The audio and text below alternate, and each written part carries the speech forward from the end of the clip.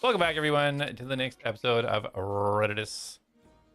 Episode 89. Let's go over our recap from the previous week. Inside Pages, the Centaurium guards approached Jak with the understanding that he was a thief, brought on by his own prank on Darius. Darius was able to convince the guards that it was all a misunderstanding, and they stood down. Outside, Trey and Mastos kept watch, sending Almos to scout one of the nearby guard towers. What they found was a little concerning. Mounted telescopes and heavy weaponry, suggesting Grimlore was far more fortified and controlled than it first appeared. Elion lingered near his old home, quietly investigating what had changed. Meanwhile, inside the store, Darius found Victor Thorn and followed the next steps of his instructions. The message he received pointed him towards a ruined temple to the northwest. When Elion didn't return, Jak went looking for him. Beneath the living quarters of Pages, he uncovered a hidden passage that led to a small chamber and eventually into Elion's old bedroom. There, Elion sat alone, absorbed in a book titled The Renequium. He asked Jak for some space, and Jak gave it. With no immediate answers, the group chose to rest and prepare for what came next. Mastos left the city, planting a staff in the earth and transforming it into a beautiful tree, a quiet echo of home. Elsewhere, Jak and Trey sought information on the Basilisk contract that they were then brought to Commander Sharesh. Only it wasn't Sharesh, it was Radagon. Having taken the commander's place, Radagon revealed himself and offered aid, supplies, rooms, and information. He provided Jak with a Centaurium authorization form and showed a clear interest in Trey's past. Later, when Darius arrived, he took him to talk in private, and he revealed some truths, including a big one. Magnus is dying. The countless magics he has carried over the years are breaking his body from within. As the conversation continued, Darius started to describe Trey and his abilities, his strange connection to his alternate selves. Radagon looked shocked. Jedikim Imago? I'll be right back to see what happens next. Through shattered lands and broken sky, the keys ignite, the lost must rise. Bound by fate, by blood, by steel, a world forgotten, a truth concealed. Atlas forged in flame and dust, a heart of gears, a soul to trust. Jak the hunter, silent keen, a shadow's wrath, the watcher unseen. Darius speaks with silver tongue, a tale half truth, a song unsung. Mastos walks where wild winds call upon, to earth, to beast, to all. ATLADS rise, the night is long, through fate and fire, standing strong. His awakened shadows call, one by one the mighty fall. The mighty fall.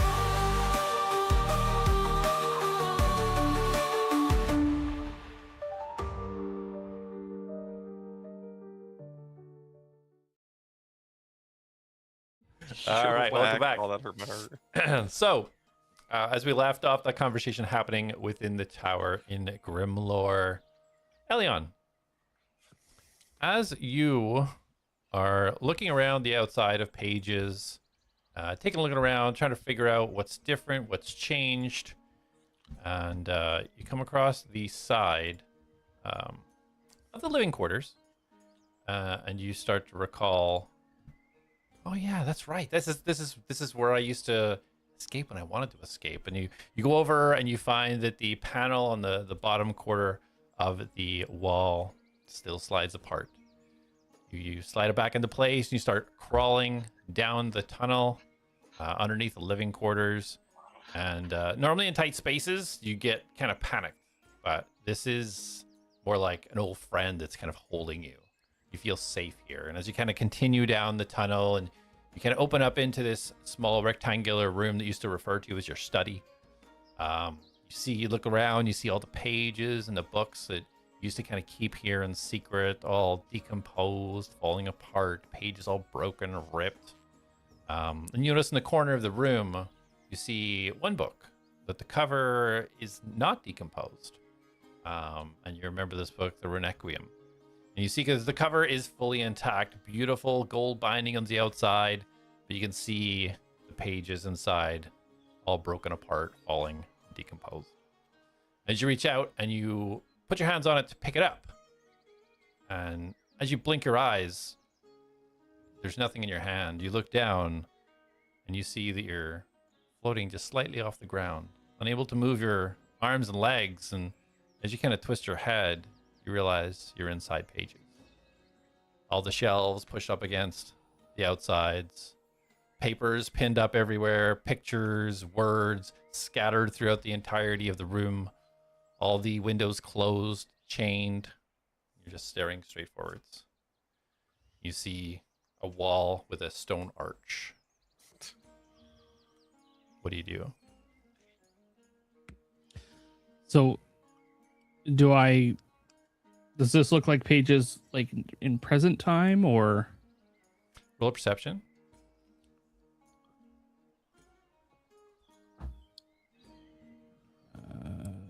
11.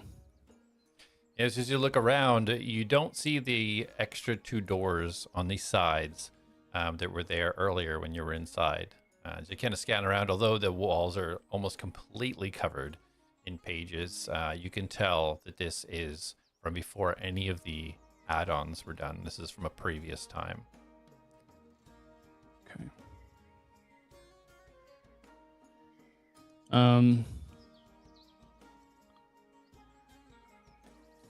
Do I see anyone around? You do not. You keep glancing around, trying to kind of almost like break free to try and even turn behind you as your head only kind of turns so much, kind of getting a 180 degree of everything. Then all of a sudden, the wall in front of you, the arch, the stones start to crumble away.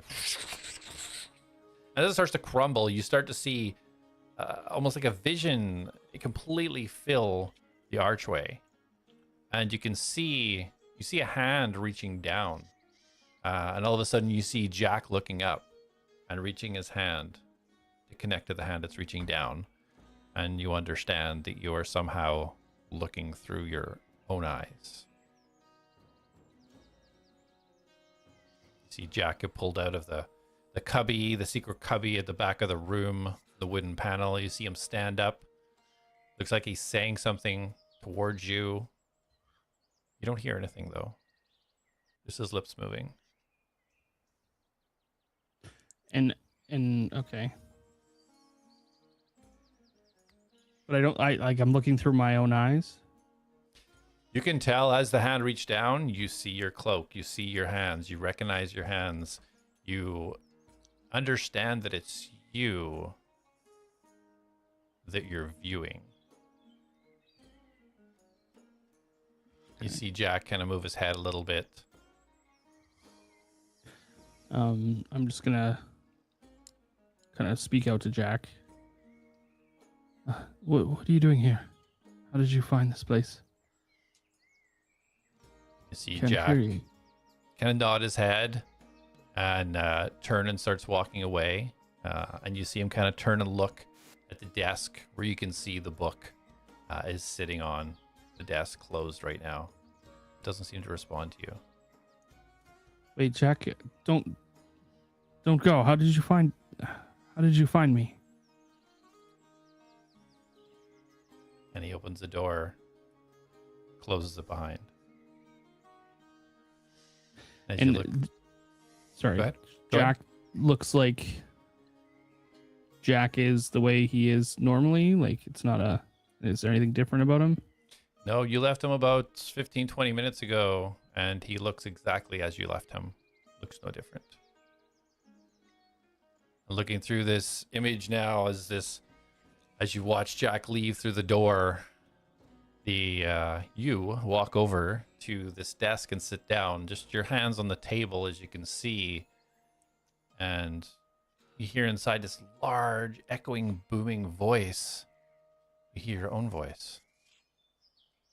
Oh, this is a little strange, but you can see what's happening. Wait, what? What do you mean? See what? What do you mean? This has never happened before. What has never happened before? What do you mean? Oh, I'm in control, but he was still there at the same time. Huh. I don't understand. In control of what? My thoughts? Is this a dream? Where am I right now? I believe you're where I usually am. But In Pages. the place inside where you keep me. Well, I keep who? I don't understand. I'm in a dream. Jak No, couldn't hear me. Was that a vision? Was that something, a memory? he was just here. This is us, Elion. What do you mean? I don't, this is not real. This is some sort of dream. I can't speak. I can't move. I don't know why you're still conscious, but I'm glad that you are. This is a development that I did not foresee. I want you to know that everything that I'm doing is to help you, to help us. I hope you understand that. I'm sorry. I'm speaking to my subconscious. Is that how this works?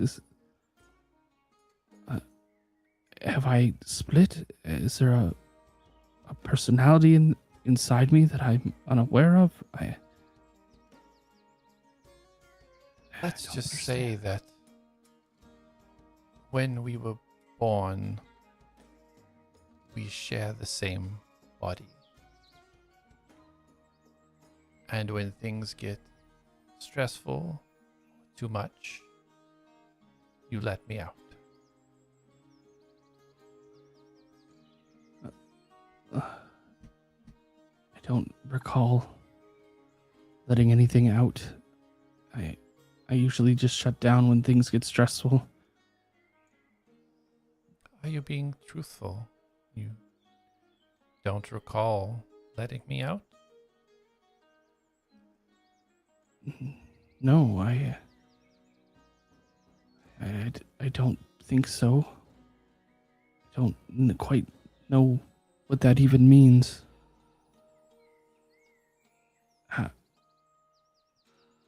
Do you take control of me? Is that how this works? You let me take control of you at times. But never like this, not since we were children. This is different. You see him start to kind of look around the room from the view that you have. Am I looking at someone, or is it? You're Am I just looking at hearing this it? kind of arch. You hear the voices kind of echoing within the room, and the vision you're watching through the eyes is kind of shown within this wall, in this arch. Okay. If I don't remember coming here before. If I've let you out before, would I not remember? That's something that I can't answer. I've been there with you, but I'm not privy to all of your particular thoughts. I have to surmise that the connection from this strange helmet that is worn has maintained from when Darius made it. This could be most useful for us. Oh, I don't understand. What do you want? I want only for us to stay safe, and perhaps one day for me to be able to be more than what I am, to protect you, to protect us. And you've been here the whole time, like a fragment of myself? I've been here the whole time, yes, but not a fragment of you. I am me, and you are you. If you are not me, then who are you? You see him kind of bow his head a little bit. You can call me Varys. And vision fades and immediately blackness takes over as you lose consciousness. Okay. Darius, Creepy. you see this look come across Radagon as you explain these abilities that Trey has, and Radagon clearly having some type of a recognition and saying Trey's full name. Right? Kind of a look of confusion on his face. What do you do? I believe when we ended the episode, Darius went, "Pardon? Sorry, what did you say?" Tradicum Imago. Oh, right. Is that his full name? Did he tell you? Yes, he gave us. He did, right? Yeah. Yeah. He told us his name. It was a while ago, and like I said, it was a mouthful. I couldn't really remember it, but that does sound like it. Interesting. Why? I don't know for certain, but when I committed myself to Magnus, he explained a few allies, enemies, things to watch for when I was out on my own. I don't want to be making mistakes. This was a name that was given to me and an explanation of the abilities to be observed that if I was to come across, to immediately communicate that to Magnus and to not, under any circumstances, engage or, well, certainly not attack. Yeah, he's quite formidable. He trained someone Jak is quite, well, he respects anyways, or respected, more accurately. And does this person have the same abilities? Same abilities as... As Trey. You said he trained him, yes? Oh, Dante. No. I don't think so anyway. I don't think we ever saw Dante's full potential, but I mean, we never saw him create shadow clones, did we? No. No. We never saw him make any copies of himself. Okay. I hope it's okay that I report this back to Magnus. He did request if I did come across. Yeah, I mean, I need to keep myself in his good books too, so the only thing I ask is that you ask him not to intervene. He's an ally, and I trust him so far. He hasn't proven to be an enemy of any sort. It is a little weird that... I assume you met him, yes? I did. I had no indication of who he might actually be, however. Yeah, it's a little weird that if he's aware of Magnus, maybe he's not aware of you, I don't know. But he didn't speak up or anything, correct? No. Interesting. I'm not aware of his connection directly with Magnus. There was some information I was given that was quite detailed, and some quite vague. And I can say that the information on this particular person was indeed very vague. I can't tell whether it was due to lack of information or just the withholding of information. Trust me, against Magnus, it could be either. You never know with him. Okay, well. Sometimes it's better to have segments of information in different places for safety, of course. I am rather Yes. new to his establishment, so I'm not shocked that not everything was divulged.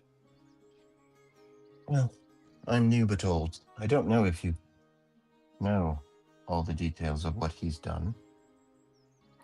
I believe I know the majority of history when it connects to yourself, anyway, when given the task of looking into Paradon. I think he felt it necessary to know the motivations behind that and how important it is to him to help you in this endeavor.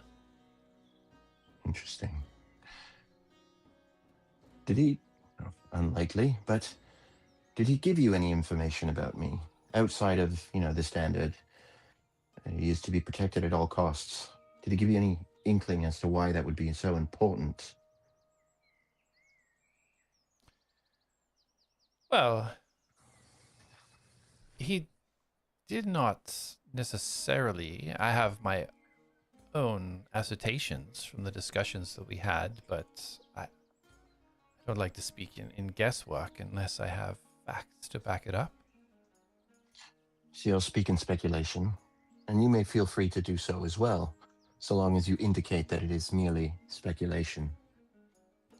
Fair request. I believe he is harboring guilt, believe it or not, for what you and the other children went through. I don't know why that this has only started to be something that has come upon him, because previously, from the actions and things that he's done, it does not appear that he has always had these types of feelings. But No, he doesn't seem the type to have a conscience at all. Perhaps he feels guilt because I actually called him out on his bullshit. sometimes when somebody holds up a mirror to ourselves, we don't like what we see. Good to know that he has at least a soul. Again, not proven, just speculation. Fair. But all right. And you said you have no other information on Paradon, correct?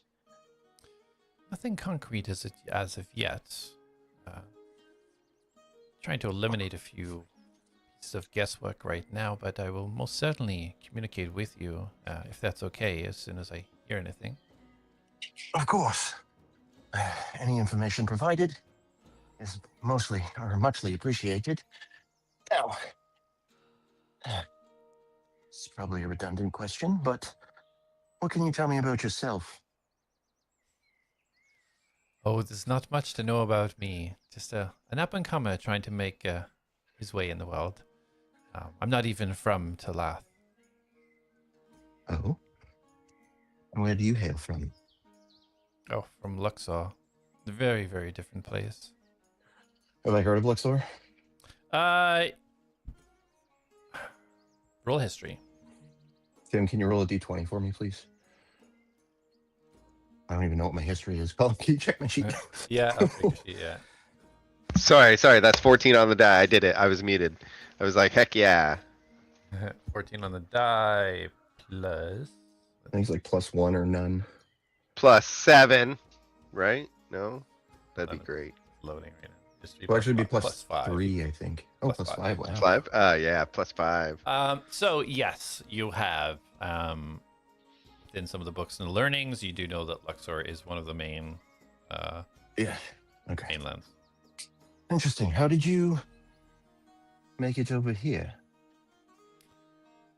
Well, I recently accomplished a very difficult task and was given an option for an ability or something that may assist. And so I was able to use it to get here. Interesting. Did you have an adventuring party like we do, or are you more of a solo person? Whew. That is a complicated question.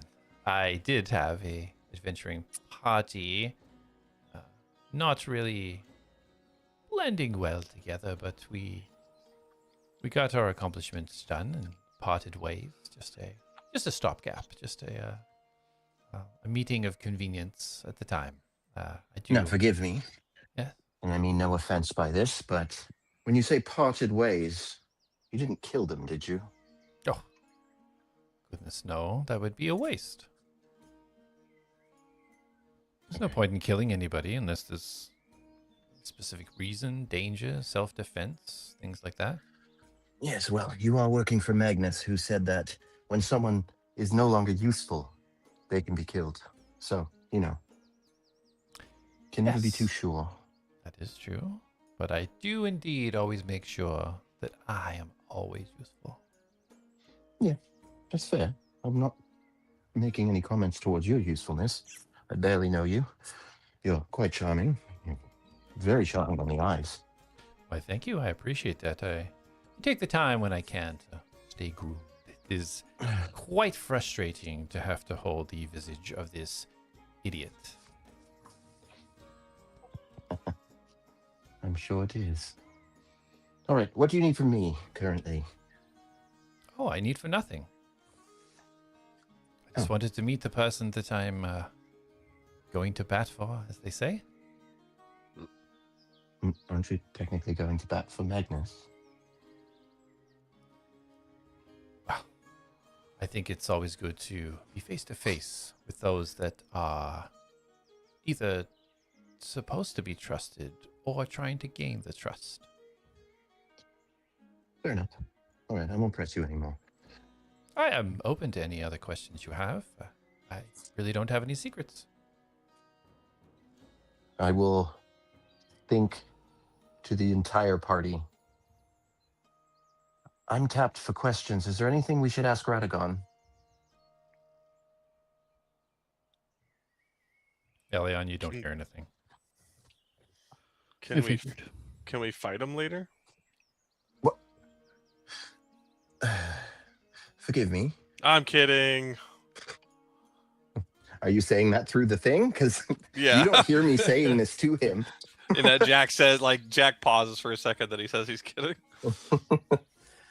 As it stands, Darius, he can be helpful to us. He's got connections, and he's in a good place. If he needs anything from us, we should ask him. I did ask him, and he said he needs for nothing. So, I don't think he needs anything from us. Although he does know you. I don't believe I've ever met the man before in my entire life. You Well, say he doesn't know you. He just knows of you, and he's been told to not engage you. Anyways, I can't keep this conversation going while I'm staring at this beautiful man. He's going to wonder what I'm doing. Just a reminder, DM. Did Jack and Trey, they're still sharing a room, or did they get a separate Yes. They had ordered a cot and some food. room? Okay. I think when it's mentioned that they know of him, Jack would definitely, clearly, just straight up eyeball Trey, confused as how... knowing Dante and how Dante is to Jack, I guess it wouldn't overly surprise him if the whole world knew about Trey. So he's very intrigued now. Okay, Radagon. Well, I suppose we should keep up guises. We've spent quite a bit of time in here. You can put your disguise back up, and as we're coming out, just pretend like I was wasting your time. And then just say something along the lines like, if I want to throw my life away, I'm more than welcome, but Centaurium will not be held responsible, or something like that. I can certainly do that. It's a shame to have to put this back on, however. He kind of rubs his hair behind his head and kind of stretches out a little bit. And as he leans back, and you just kind of see the visage start to reform into the previous Darius kind of scruffy human. Kind of rolls his shoulders a little bit and stands up and starts walking towards the exit. All right. I will follow him and kind of just let him usher me out of the building.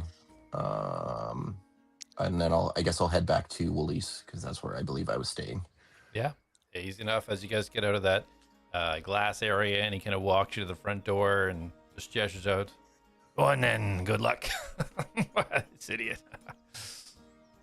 And you see the guards kind of chuckle, and the gentleman with the feather in his hat just kind of waving as you walk down the way. Also, just to kind of like roll it back a few seconds, I would have also put my guys back up as well. Of course, yeah.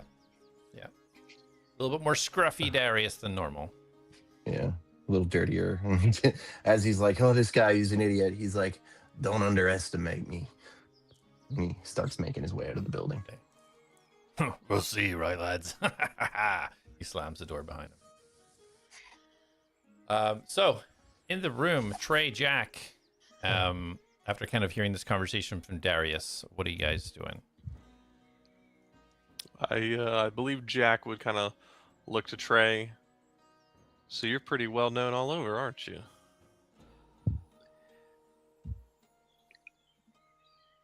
I don't. I've never met the fan. I've never met the man before, Jak. I don't know exactly how he knows about me, but you know, I've spent time in the Cynical Militarum, and I've done work as a guard, and people do know me. But I didn't expect that he would. I don't know if we can trust him. Do you know this man? I just met him, and apparently he works for Magnus, who's apparently on our side-ish, meaning that this Radagon is also on our side. So, I don't know. Are you sure you haven't, like, saved the world or something, and your name's just spread far and wide? And Trey kind of looks at his backpack that he sat in the corner and looks back at Jak. Not yet. You think you're going to?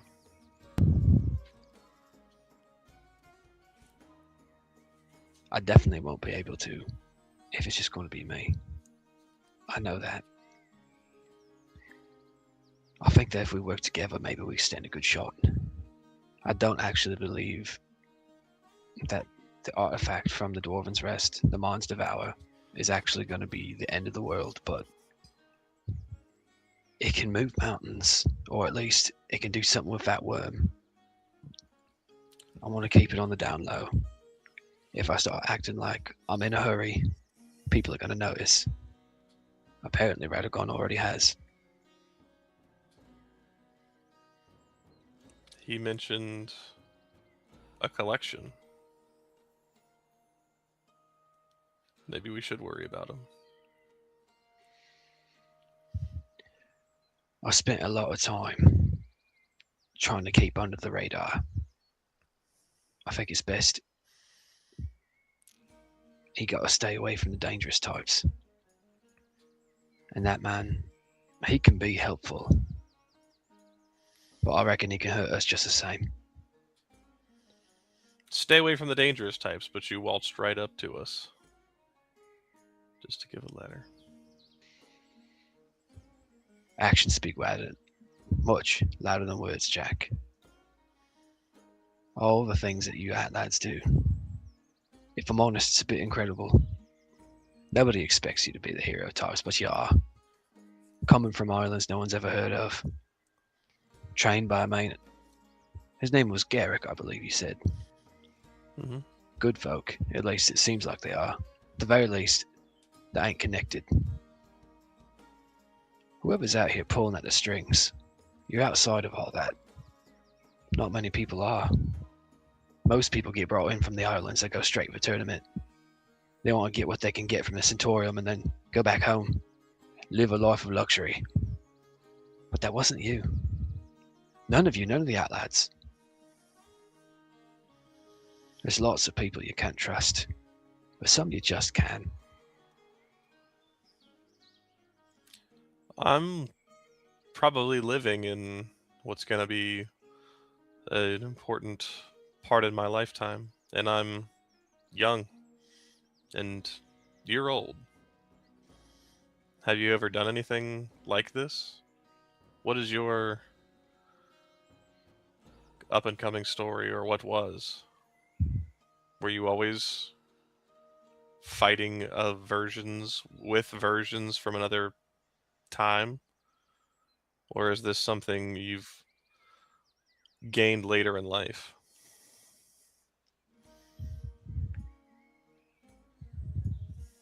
For a long time, there was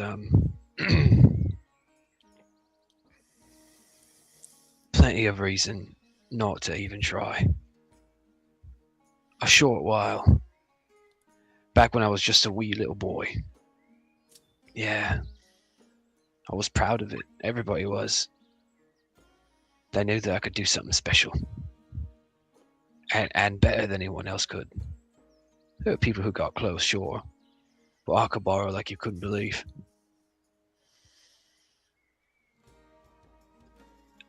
And it makes you stand out. But then when all that was said and done, my life changed. And instead of standing out, it was about fitting in. And going with the crowd, going along. Don't need to make a stink. Don't need to make a scene. Just try to fit in. I did for a long time, Jak. I was happy to be a guard. Most days nothing important happened. And I was happy just to go back to a home. Back to a girl. It feels like a long time ago now. Were you guarding while we were there?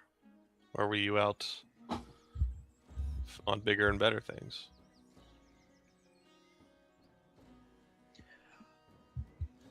I was a guard back in Copenhagen. Sometimes I do a bit of business over in Yorick, if things got interesting or if I needed some help. Most often it was just making sure that the grain got delivered and that bandits were trying to steal the rice, or every now and again a farmer would need help getting his sheep. Never anything big. Not usually. Every now and again a ruffian would need to get his head busted. But things change. Yeah, then I found myself up boss in a column. And still I just wanted to blend in. Want to stay off the radar. I didn't need no life of glory, but for some reason things just stay complicated, don't they, Jak? Sounds like I was kind of the same when I first got here. I wanted to stick out for the reasons that I was known for back home. Moving around, shooting a crossbow, having a Drake by my side. The things that made me stick out. And I just feel like that's melted away recently. And instead of sticking out and being the center of attention, I'm surrounded by people with problems like me and that want to accomplish something that's bigger than themselves, and I just keep shrinking in the picture. It's a weird change of pace, but for some reason I like it. And maybe it's because I can focus more on the things I couldn't before with Garrick's curses, but I think being a part of something and blending in has been the better choice for me. I thought you told me that Garrick was a mentor, somebody who taught you things that were important to you, how to be a man, stories. And you say he left you with curses. He did. Garrick is brilliant. All the stories he told just sounded so make-believe. And it was just, oh, you're a senile old man that lives in a hut a mile away from my city, or our town. But everything had a hint of realism. It was ominous. Like he had seen the world multiple times over. And he took a shining to my interests, and I think he saw something in me, and he instilled something in me. And it wasn't all bad. I mean, I became the best at what I did. The gatherer, the finder, the hunter. But the weapons and the armaments that I was given, and he kind of slowly pulls out 2 gauntlets, and he flips it over and he pushes a button, and you see a crossbow expand off of one of the gauntlets, and you see a compartment on the other one that's got a little, almost, it looks like an arrow, but it pulls out, it shoots out about 3 inches, and you see it spread open, and it's a grapple. But these items, as well made as they are and as special as they are, were draining me of certain emotions that, for a warrior, for a mindless warrior, are perfect. Don't love, don't feel empathy, don't only focus on what's at hand. And my first week on here, it was clear, because in that first few days, Atlas died. After a few days, Dorhan wasn't Dorhan anymore, and we were fighting for our lives, and none of that fazed me. It's just what it is. I live on an island that's not as well, that's more primitive, not well off. People die. I saw it all the time, and it never really set in that something was wrong. And apparently, Garrick was feeding off all that. And to rid myself of that really did me in. You didn't see it, but one of the last big fights we got in, protecting Arakan, went super south for me. I couldn't shoot a bow to save my life. I couldn't shoot a gun to save my life. And now I'm feeling a little better without it. I know I'm not as lethal. I know I'm not as agile or mobile, but I get to protect Darius. And I'll die for him. And I'll kill for him. Because now it's not about me. If you don't mind me saying, Jak, it sounds like you've seen where you've been. You're looking at where you are.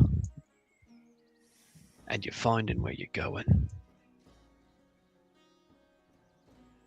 It takes a lot for a man to change.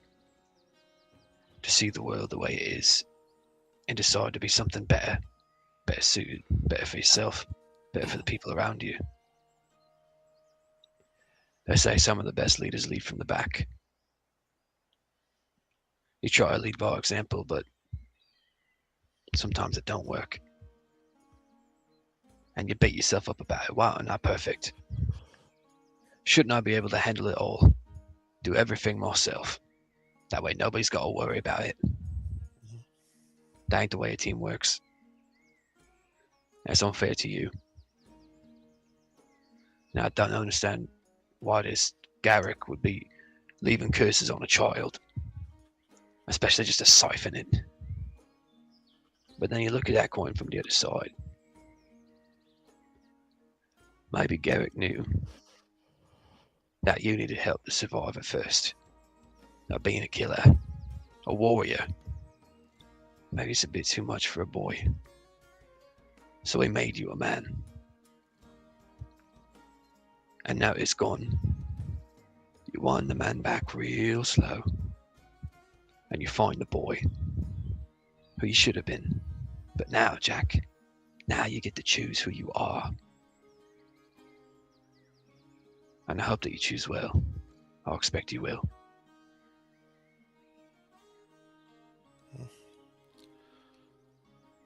That was really philosophical, but I am figuring it out and choosing. And I think the person I need to be is the person I haven't been. So that's probably where I'll lean. But because you've probably been a leader yourself, training somebody, as much as I don't like to, I will probably lean on that and ask you for guidance. Because you're much older than me. And you're being led by a very young, capable, handsome warrior. So don't forget that. You know, Jak, most people when they get their hands on that Norja pistol. They're shook by it. It hurts your bones if you do it wrong. The way it reports in your ears, it shakes you. But I've not heard that you've been coward at the shock of the trigger pull. And I've not heard you to be one to back down just because the gun can be violent. So maybe you don't understand it yet. And maybe you've not quite found your niche. But once you've got it mastered, it'll be like mastering yourself. It becomes an extension. And maybe you'll find you don't even need it no more. But that doesn't mean you should keep yourself from trying. Yeah, I can see you get frustrated with yourself. But you ain't done growing. Not by a country mile. Jak will pull the pistol out, and he'll begin doing like a flurry of cowboy spins with it, and he'll pull out an arrow because Dana's bow is on his back, and he's going to kind of be twirling it through all his fingers, and he's going to be doing two very dexterous tasks at the same time. I'm still deciding which of these to use, but I'm enjoying both of them as he messes them for like 10 seconds, and then he will put them all back. At this point, you guys hear a knock at the door. Maybe come in. Your female voice. Yep. Yeah, Trey will go open the door for this person. Yeah. As you open the door, you see what you can easily identify as a maid standing there with a tray. You see different selections of food, a jug with some mugs there.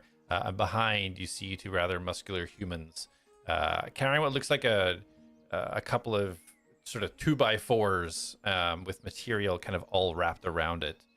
They kind of start to move in. You see they kind of go off to the side of the room, and they start erecting a small, what looks like almost like a mobile hammock that they're kind of setting up there at the side.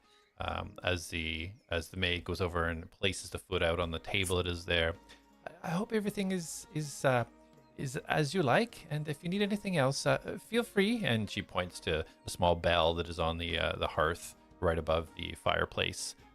Come on, hurry up, she says to the two gentlemen as they look over and quickly start kind of rushing to assemble this hammock for you guys. Oh, sorry. Go ahead. I do have a question. Do you know how far down it is to the ground from the top of this tower?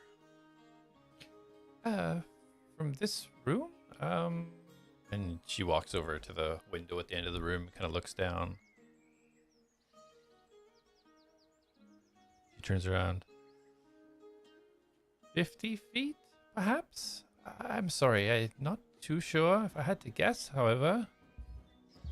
Oh, alright. Anything else? Nope. Right. Starts walking out towards the door. Come on, let's go. And you see the two gentlemen as they kind of like set up, and they kind of like move the posts a little bit, and you can see that it's steady. You can see that there's these kind of feet that have been pivoted off the bottom to keep these four kind of pillars straight against the ground. Seem to be happy with their work, and they turn and they both give a nod, and the three leave the room, close the door behind them. Excellent. Yeah, Jak will start eating, and he'll go sit on the cot as well while he eats. Okay. Yeah, I mean, Trey's absolutely going to dig in. Oh, wouldn't you know it? Boysenberries. One of my favorites.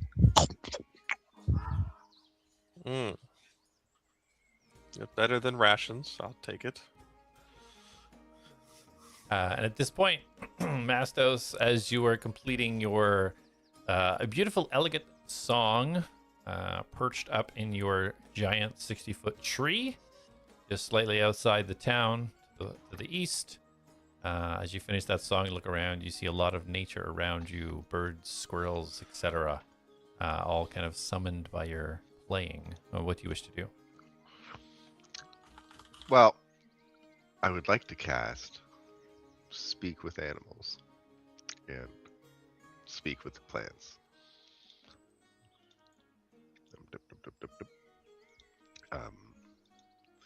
Which is 4 charges, I believe.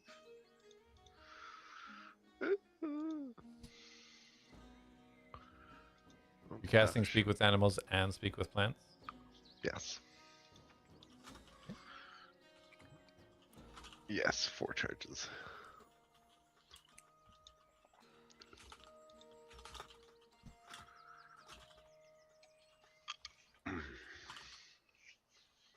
And I'll stop playing as they've gathered around,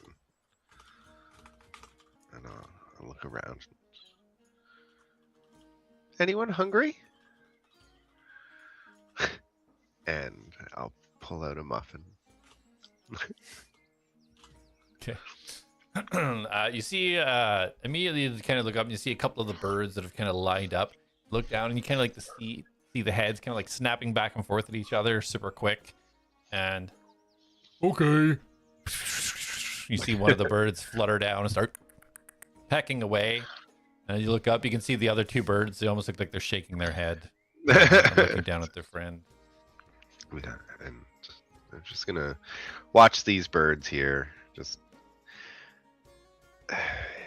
embracing their own little lives. They have just like a group like us.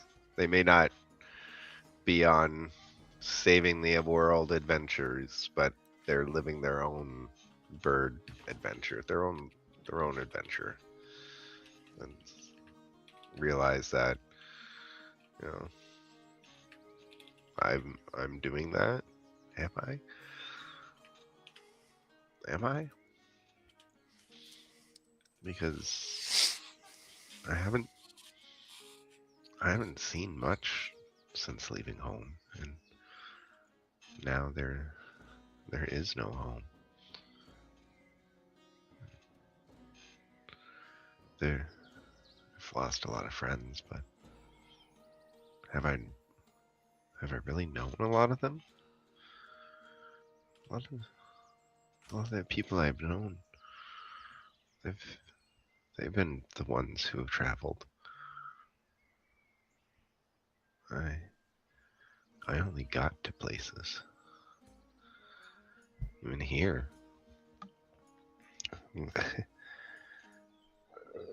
Aerocan was...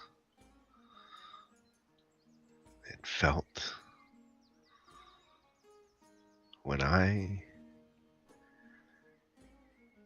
tried to bring the Fae back, I felt I didn't want it to overpower what was here. What was here is beautiful. It's what I grew up with. It is who I am. And all I have left is this. And I'm touching the tree.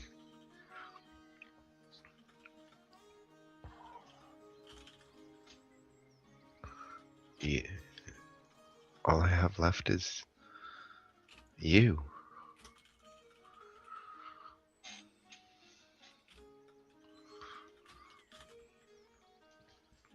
The bird continues to peck at the muffin, and you kind of see its little side eyes looking up at you. What's Fae?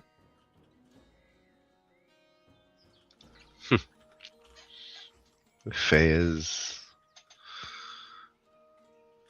a world of nature and life and death,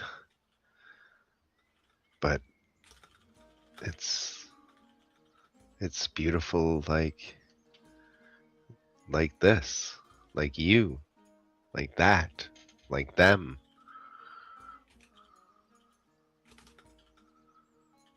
The nature of life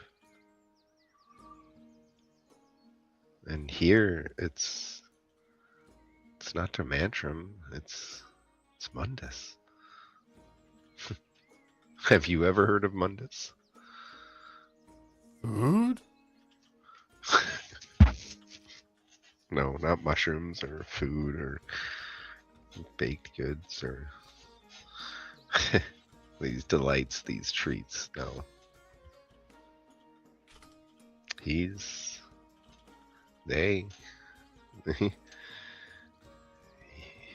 what I felt when I was trying to bring that forest alive.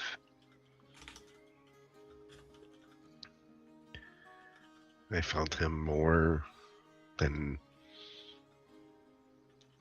the Fae, the forest I thought I knew.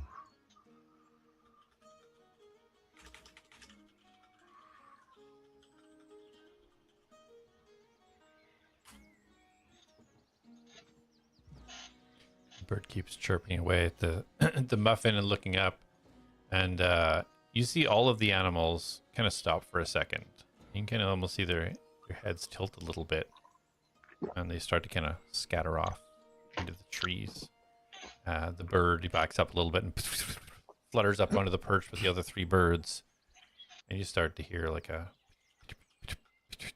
as you hear rain lightly start to patter on the leaves, and the birds fly off. You start to hear rain gently starting to fall. It's gonna be a nice night. And I will drift off to the sound of rainfall. Yeah, you put your back against the tree, kind of brace yourself as you kind of lean back, and you see kind of the branches of the huge tree kind of like as they're slowly kind of waving a little bit in the wind, just kind of almost close over right above you. That's actually hypnotic. Darius, as you are almost at Wooly's, rain starts to come, starts hitting the ground around you, kind of splashing in the mud a little bit. But yeah, you make yourself inside Wooly's, kind of shake off a little bit. It's very busy. It's about 9 p.m. now. You can see the bar is alive. There's drinks going back and forth. People everywhere. What do you wish to do? I will go up to the bar. And I'm going to wink at the bartender. Okay. Just be like, keep this quiet. Drinks on me. And I will slide him a platinum piece. He kind of like us and he raised the eyebrow. This is the blonde-haired human that's kind of interacted with you all the times you've been in here. Very well, sir. Is this for me specifically or the bar? For the bar. Would you like a tip? I thought you weren't allowed to get tips. Right. That's a good point. Yes, for the bar. Okay, very well. Kind of pulls it off the bar. Yeah, so anybody that gets a drink until that's gone, take it out of that. That's very generous, sir. Very generous indeed. Are you sure you don't want me to display it to everyone? Yeah, no, I don't need that kind of attention. I just, pay it forward or something. Ah, very generous. Very Do well. I have a room already? I don't remember do. if I asked for a room. Yeah, okay. Yeah, you have a room you left to go check in with Radigon. And Darius is subtly going to slip him a gold coin as well. Roll a sleight of hand for me. Absolutely. I don't have my dice cam up. Sorry. That will be a 21. Okay, easily done. As you kind of slide over the platinum and kind of like under the other part of your palm, sliding over that gold piece. He takes it up with a nod. He kind of looks around as he kind of pulls it off. And you see him slip the gold into his own pocket as he puts the platinum underneath the bench and starts excitingly starting to grab these jugs that are all clanging together. Looks like he's trying to get stuff ready for a rush. And he winks at him, nods, and heads upstairs. Perfect. Yeah, you head up. Find your room easy enough. Using your key, get in there. Everything seems exactly as you left it. Excellent. I am going to.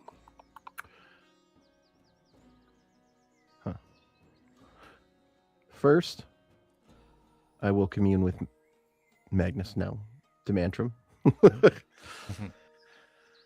So I will kind of just like, I just like flop down on the bed, just like unloading on the potential of what could have happened today, and kind of just like letting that bit of stress go, because there's still who knows what ahead of us. And he takes a deep breath and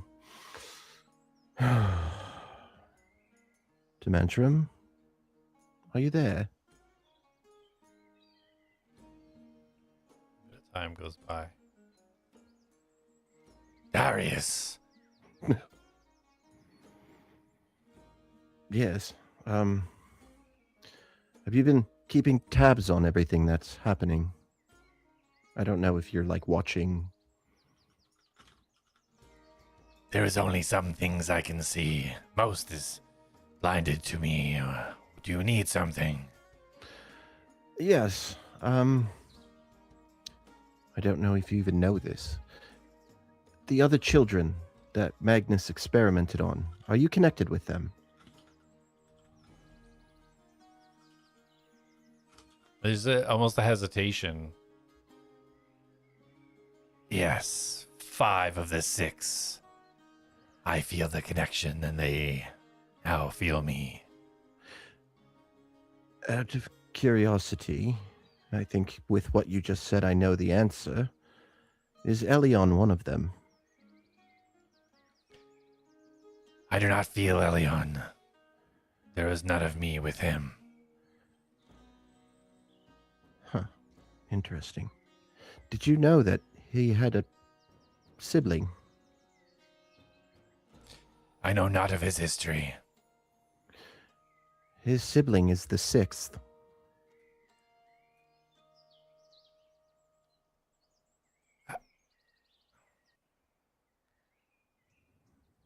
Have you spoken to this 6th? Has this been confirmed?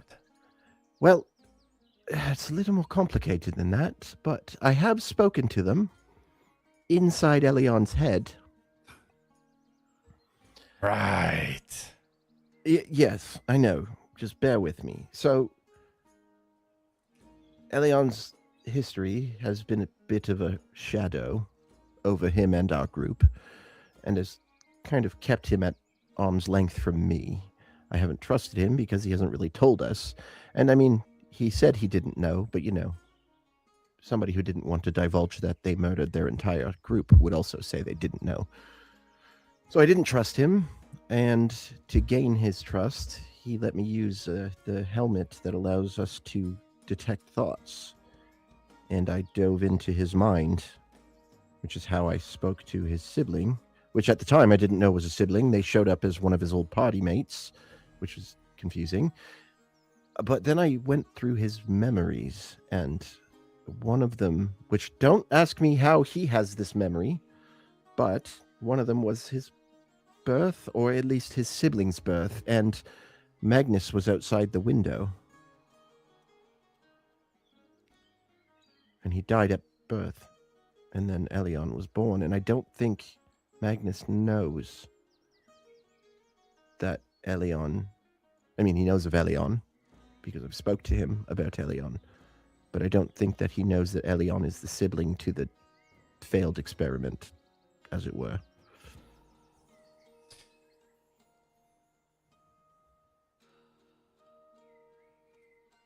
There's a lot of complicated layers to what Magnus has done. He is most definitely to the understanding that the first experiment was a complete failure. Yes, and that was Elion's sibling, who is now, I'm assuming, again, this is all speculation, but I'm assuming due to whatever Magnus did to the child, its essence passed into Elion as he was born.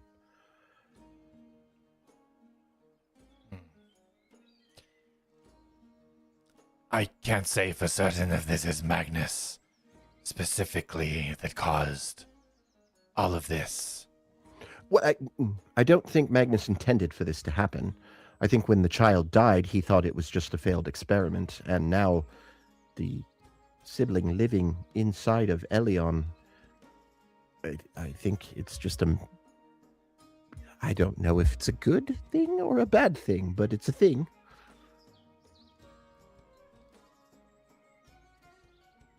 It's something to watch if he does have Conciso sorcery within him. Could be useful. Yes, there is one other thing that actually, now that I'm thinking about that, makes me a little more concerned. Did you know Magnus is dying?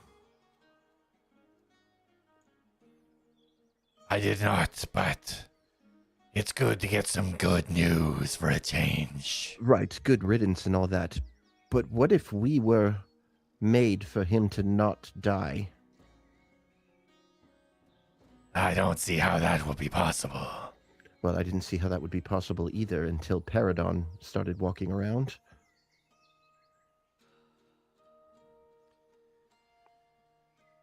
So you believe that he wants to use one of the children's bodies for his own? He doesn't seem like the type of person that would just accept death.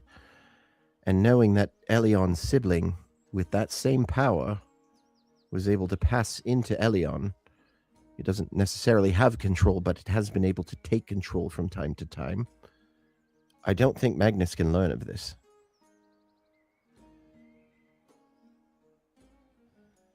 Is there anything that I can do to help you with this? Just fortify your warriors the best you can. I know you're still weak, and we're still working on increasing your strength. But I don't know where my siblings are or what defenses they may have. And Magnus knows I'm pretty well protected. He may not go for me directly. Or he could take one of my siblings, which could give him a boost in power, and then come for me. I don't know how strong my siblings are, so knowing Magnus, he would probably want the strongest of the five of us. Well, currently, Jonas has gone to Arrogan to help with the devices there. Gran, Ion, and Freya are on Luxor, unreachable by Magnus in his current state. Sorry, who? Gran, Ion, and Freya. I'm sure I have these notes somewhere, but I'm just going to mark them down again just in case. That was C-A-R-A-N? No, C-R-A-N? K-R-A-N. Okay. And the rest I got. That's fine. Okay. Wasn't sure if it was Cran or Gran. Okay.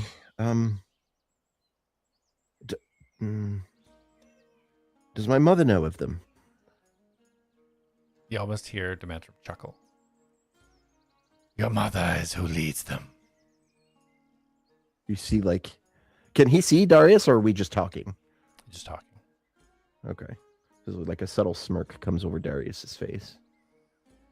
Well, at least I know someone that came from some good.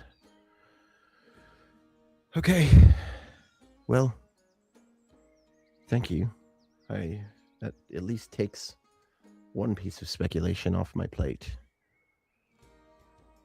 I worry about what he's up to. This Radagon character, I mean, he seems like a decent person, but some of the worst people can seem like decent people. This is true, but for now, he is most certainly an asset. Yes, I agree. Okay. Before our time's up, I just want to ask, why does me calling you Daddy D bother you so much?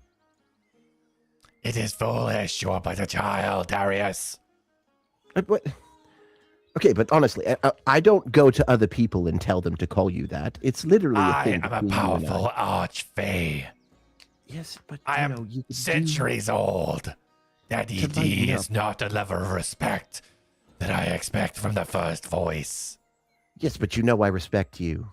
Come on. Until next time. He just hung up on me. I'm surprised you didn't call him Daddy D right there. Yeah, and you feel the connection sever. Yeah, I figured. Okay, I'm gonna go same as I did before. I'm gonna go to the door and erect the dome so that it's blocking the door again, and then go Okay. sleep. Yeah, perfect. Easily done. Yeah, you create the dome right against the door. And at this point, Elion, you open your eyes and you see that you are standing under an overhang at the side of the living quarters of Pages. Right behind you, the kind of hidden entrance looks like it's been placed back where it was. And you can see the rain is starting to pitter patter on the grass around you. Okay, I will. Sorry, where am I exactly? I'm You're- outside. Yeah, you're outside Pages, exactly at the entrance to your Right. hidden entrance to your tunnel. I will get up and kind of look around. Do I feel like I've lost time, or do I have any recollection of how I got here? Yeah, as you look around, you can see it's now nighttime. You don't know how much time you've lost, but definitely some time. In regards to sort of surroundings, this, is, very close to where you picked up that book, which is your kind of last memory of you being in control. And right now, as you look around, it's dark and it's raining. It's you just kind of see people scattering, kind of hoods up, kind of heading off the different buildings and such as the rain starts to get a little bit heavier. And do I have the book that do I still have the book, or? You search through your bag, you don't see it anywhere in there. Okay, I'm going to, you're talking about the Requiem book, right? Yeah. Requiem. Yeah. I'm going to, and I don't see signs of anyone else. You see some people, but nothing Group. specifically to you. Yeah. Okay. I will go back into my tunnel Okay. quickly. Sure. And yeah, I'm basically going, I want to get to my room and I want to look for that book and see if I've left it behind. Okay. Yeah. Spend a bit of time kind of going through the tunnels, making your way back into the room. Take about 10 minutes or so to kind of work your way through there. Jak and Shrey, kind of finishing your meal, finishing up there. The servants come and collect the dishes and plates away for you. Would you like us to leave anything? A beverage or a snack for anything? Jak will kind of stand up, tap his knees. That's fine. Enough for two of us. And Jak is going to walk to the balcony that overlooks the city. Mm-hmm. And he is going to try to eyeball Hank's gambit. Yeah, sure. So yeah, she just kind of bows down a little bit, clears up with the tray, and starts heading out to the door. Closes behind. Yeah, as you go over and you pull aside these beautiful curtains, you take a look out. Not much of a balcony here. There's kind of behind you can just kind of open the doors, and then there's almost like a stone railing kind of about halfway up. You can't really step out to it. It's more of kind of like a open and peer out beyond type situation. Go ahead and roll a perception for me. Excellent. Something I'm good at. A 15 on the die. I believe I get a +6, putting me at a 21. Excellent. Yes, you can very easily pinpoint where Hank's Gambit is. You can see that there's a low light coming from it. You can see smoke coming out of the chimney. The streets look pretty empty right now. Everybody kind of scattering as the rain's starting to really pick up. You can't even see the moon. There's so much. It's so heavily clouded above. No stars or anything. About what distance can I gauge this to be? To Hank's Gambit? Yeah. That's the other end of the town, so like a good 10-minute walk. Let's try it in feet. Okay, let me get my calculator out. Jak will turn to Trey. I'm gonna step out for a bit. I'll be back. Leave a light on so I can find this balcony easy. Do you need anything specific while I go talk to Hank?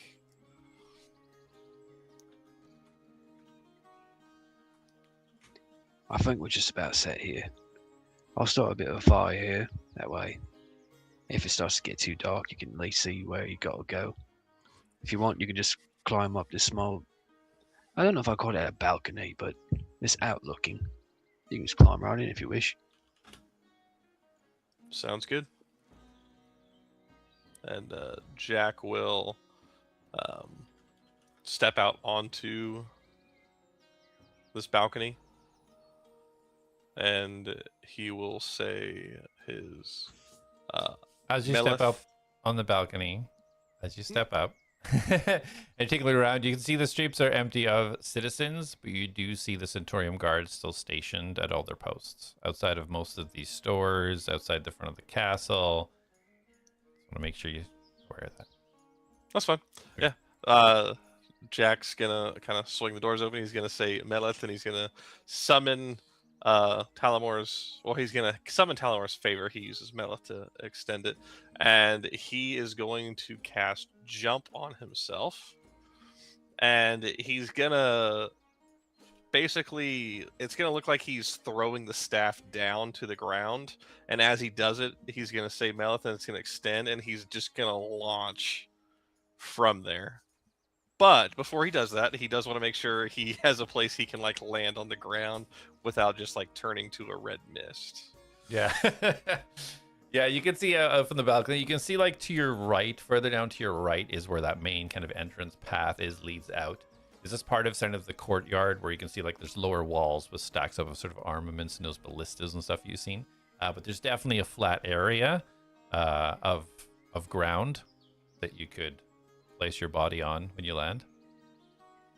Yeah, and he's just gonna jet off towards the Black Nail. Okay, so you're gonna leap out 60 feet in the air, right down to that spot on the ground. He's going, yeah. I mean, he's going far, and he's trying to move quick at this point. Just clarifying that you're going down 60 feet.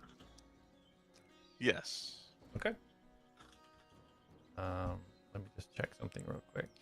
With Jump and his pole to help soften the blow. Mm-hmm. I don't think Jump softens my blow. No, it just gives you jump distance. So go ahead and roll an acrobatics for me, please. Hooray! It's a 19 on the die, and I get a +8, so that'll be a 27. 27. Awesome. Okay, so having kind of planned and structured this out, now familiar with Talamor's favor and its abilities, as you kind of stretch yourself forward, trying to get as much vertical distance or horizontal distance as possible, you get very close to the wall as you're starting to land. Just as you land, you just extend Talamor's favor again at the last second, giving you more forward momentum. So as soon as you hit the ground, you roll in a ball, and as you do, you kind of spring up and just keep running. Roll a d6 for me. A d6. Oh, do I not have a d6 out? What the heck? Oh, wait a minute. I know where they're at. Just stole them all the other day. We'll roll this one. 2. 2. You take 2 bludgeoning damage. Excellent. And are you trying to keep yourself hidden from the sight of the guards, or are you just running? Jak didn't hear about a curfew, so he's just moving. Okay, gotcha. Yeah, so you start running through. Trey, you see Jak just launch himself out of the window. You see him land safely and start running through the rain. Yeah. With Jump being applied, Jak would probably jump off some rooftops just to feel the wind in his face. Maybe using Talamor's favor occasionally to like scale over a building. Okay. He's being very acrobatic-y Okay. in this moment. He's letting loose. As you jump onto your first building, Roll a perception. Excellent. Oh boy. That's a 4 on the die, but that'll make it a dirty 10. Dirty 10. Yeah, as you good, leap up into the pretty good. first building, which looks like a small shack, like a house, as you kind of leap up there to get leverage for your next jump, you immediately catch eye of the guards looking up towards where you are. And as you kind of make your leap over to the next building, and you can see in the town center, you see 2 more guards look up and start talking and start pointing up towards you. Yeah, unfazed. Jack's moving. Okay. Yeah, you keep moving forwards. Another acrobatics for me. Yes, sir. Roll high, baby. A 7, so 15. Okay. Yeah, you start Talmer's favor. You jump. You like pivot forwards. You swing off a pole. You are just acrobatically Spider-Manning your way without webs throughout the town, noticing time after time guards seeing and pointing up, and starting to hear calls. Oi! Oi! Oi! From the guards yelling up at you. Not a big deal being the talk of the town. All right, you keep going. Yeah. Okay, perfect. Yeah, you're plowing on through. At this point, Elion, you get inside your room, putting your hands in, and there's these 2 circular locks at the back of the panel into your room that you have to turn in a specific sequence that you very easily do. Get inside, and you notice that the book is just sitting exactly where you've seen it last time, just sitting on the table. I will rush over to it and confirm that it is the book I seen from what I think is my vision. Okay, you want to like pick it up and examine it, or are you just looking at it? I want to check the cover first. Just Okay. I want to confirm. Yeah, you just eyeball the cover, and yeah, it says the Requiem on it. And it's exactly how you last seen it, kind of through the vision that you had earlier. Does it have any like author information or anything? As you go to touch it and open it up, you hear a whisper building in the back of your mind. It's not quite coming forwards, but you can hear it slowly building. I will close the book and put it in my bag. Okay. Yeah, you put it in your bag. Do I feel that whisper building still, or? You feel it start to fade. Okay. I'm gonna look around this room. When I first came in, did I look around, or did I just kind of black out? Well, you blacked out in the lower kind of like this dirt room that's below. So, but yeah, as you kind of scan around, you can see this is from years ago when you left it. You pretty much cleaned out anything important from here, and your parents don't seem to have touched anything. Like there's layers of dust on everything. They left your bed made. The only really kind of movement that you see is kind of footprints from the entrance to where you seen Jak leave earlier, and the chair at the desk that's kind of being pulled out. You can see all kind of the dust moved around that. But there doesn't seem to be any other changes within the room from whenever you left it all those years ago. Okay, no other footprints leading to anywhere, the shelves, anything like that. Other than yours and Jak's, you don't see anything within here. You would guess there's nobody been in here before yourself today in a long time. I mean, even footprints of myself, but that I didn't just make coming in now. Gotcha. It looks like the footprints. Yeah, go ahead and roll a survival for me. Or an investigation. You can do either. I'll do investigation. It's 14 on the die. Investigation is 7, so 21. Oh, okay, perfect. Yeah, so you can really start to separate now where those footprints were, the fresh footprints you just made coming in, being a little bit wet and sloppy in comparison to what was there before. And you can very clearly see the movements of Jak coming in. You can even see like kind of where he was turned, had a conversation, walking past the desk and out the door. You look at the footsteps of that you know to be yourself, and you can see going from the kind of secret passage in the door up to the desk, up to the door, back to the desk, and then back to the kind of secret entrance again. Okay. Just look nowhere else that might warrant investigating, basically. Right. Okay, I will head back out through the exit and make my way back outside Okay. Through the secret entrance or the door. through the secret entrance. Yeah. All right. Yeah. Easily done. You close it up behind you. Kind of lock it in place and head back out. At this point, Jak, you are about one building away. You can see Hank's Gambit just to the north. You know that one more leap down will get you there. You can't leap directly onto its roof because there's a big road in between, but you know that one more leap down will get you to the front door. You see 2 guards standing outside it. You also see 2 guards to the left standing outside the blacksmith store as well. What do you do? Jak would like to see if he can locate Hank, because Hank said come at 9. So Jak wants to see if he can see Hank from this building. Okay. So the building itself is primarily wood with like thatched roofing. There's some wooden panels layered into it. You can't really see inside. There are windows, but these are all closed up. Like it looks like the store's closed for the night. So you see all the windows are closed. So other than the guards outside, you can't really get a bead on if Hank is in there or not from where you are anyway. Like you're kind of across the street on top of a building. So if you want to position yourself differently or anything, you're more than welcome, but you really can't get a bead on who's inside from here.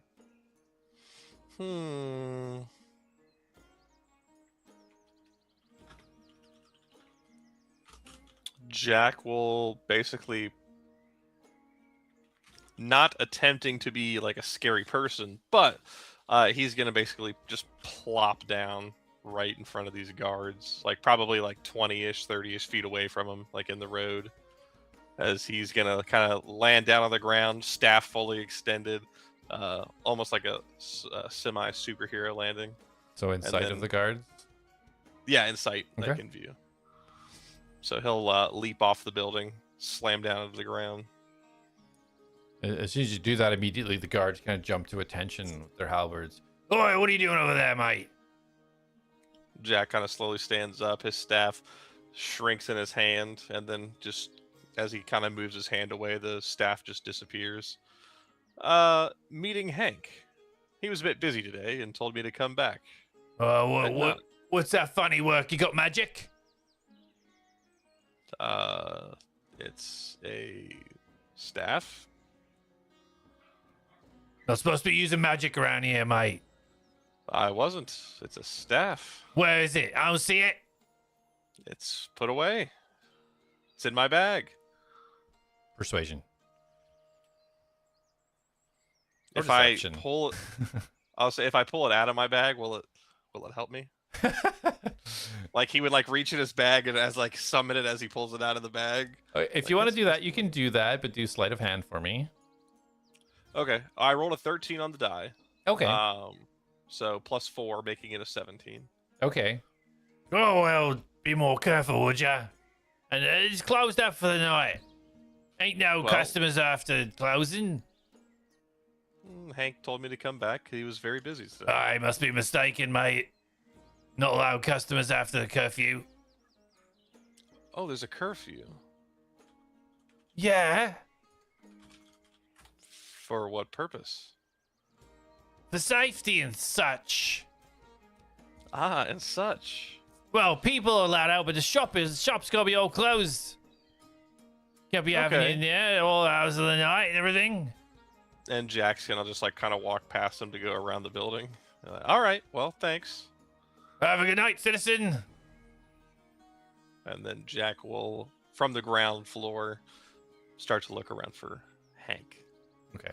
Yeah, go ahead and roll a perception or investigation if you want to take a little bit longer and kind of peek through the windows and such. Natural 20. We're going to take a little bit longer with a nat 20 investigation. You know how it is. So that'll be a 24 in total. 24, okay.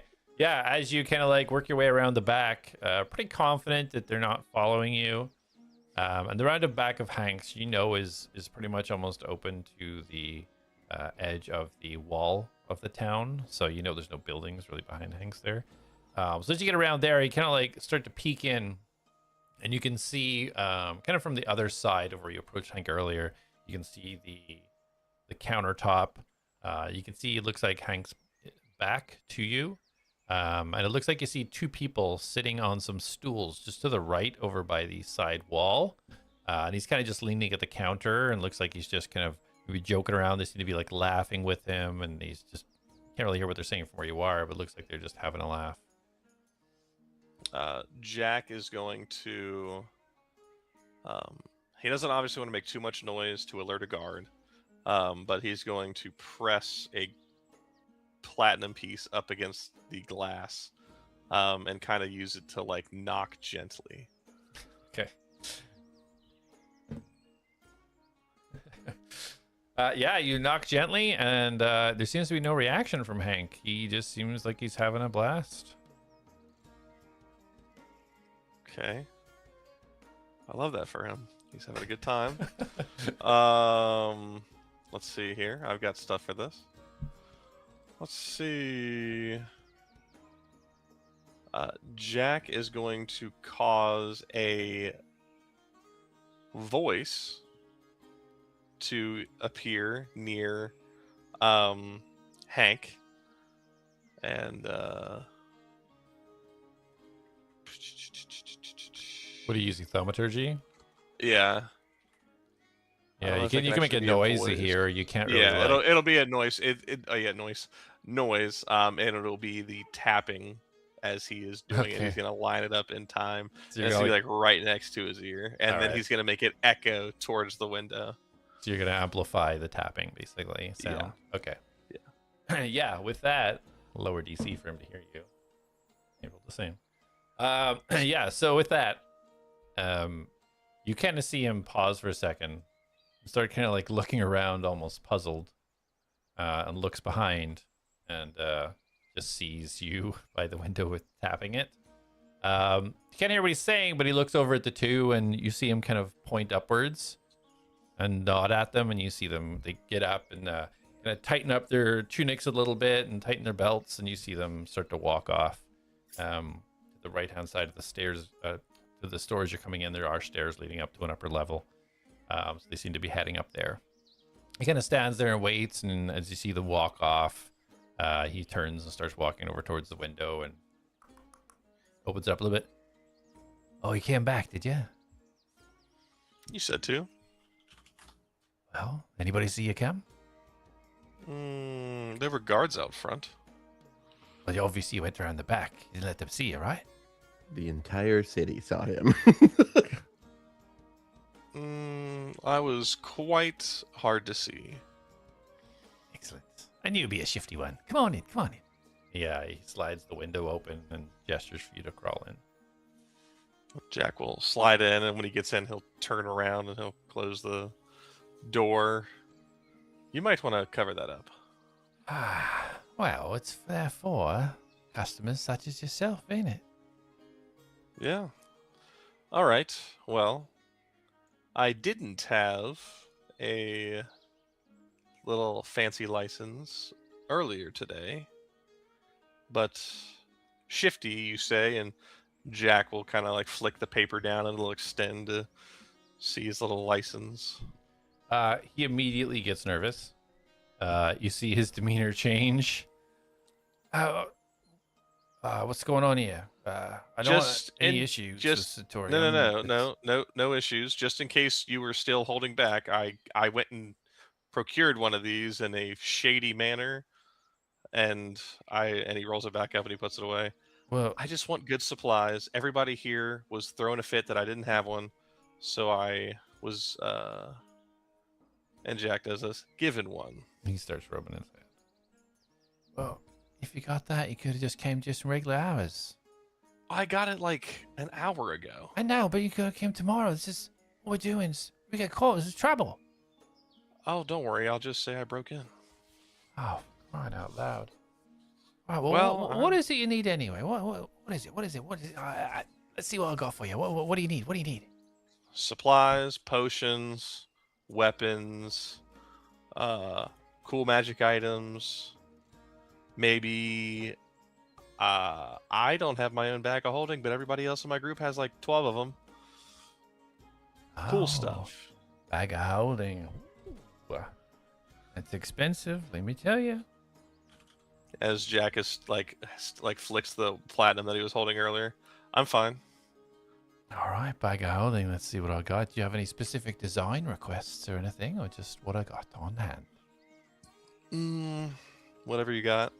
Maybe some cool boots. Make me fly away. Maybe Flying when boots. when I land, make explosions. Oh, you want to blow yourself up? Oh no, just like the ground beneath me. Exploding ground boots. I must put Just this throwing on my... stuff out there. Right. Special arrows, special ammunitions for other weapons. Okay, listen. I'm happy to help you. Because you risked yourself after our hours and you didn't need to, I'll give you a little bit of a better deal too. How about that? Now, Okay. I did have some real special arrows, but unfortunately, they've just been requisitioned. So, now go on. Couple of potions gone too. Oh. Very unique ones. Height, flying, invisibility. So, I'm a little bit low on stock, but I'll see what I got for you. Okay. I can get you some really excellent arrows for Okay. only 5 gold a piece. These are special arrows, make your attacks a little bit easier to hit something, hurt a little Okay. bit more.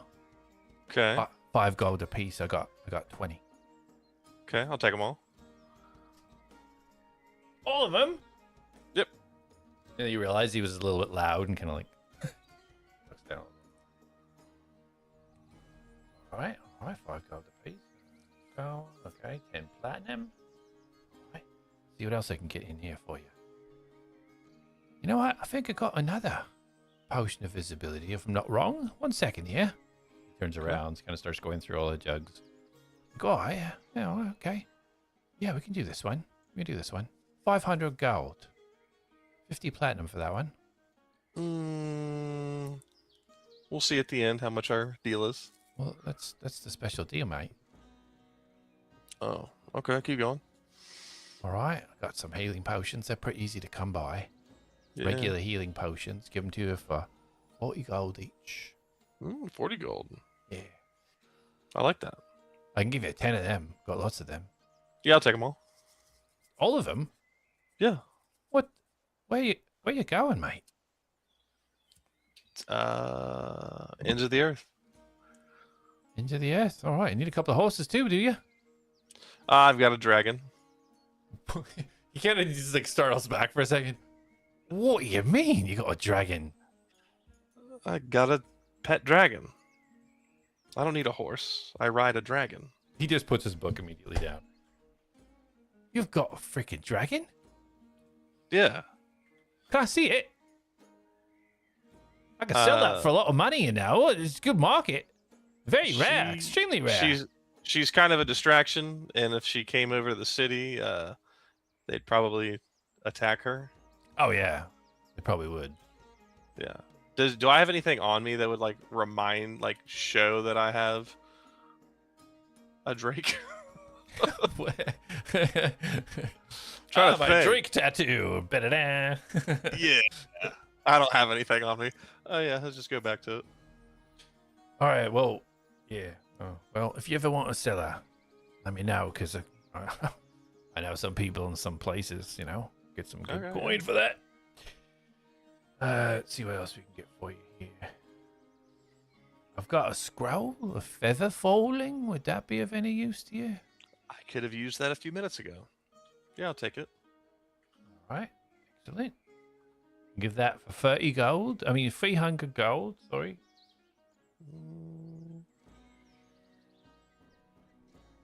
You got any offensive scrolls spells? Oh, like to light things up, do ya?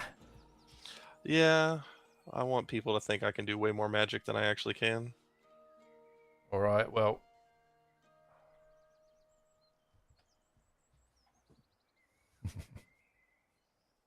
One minute. And he starts walking away towards the stairs.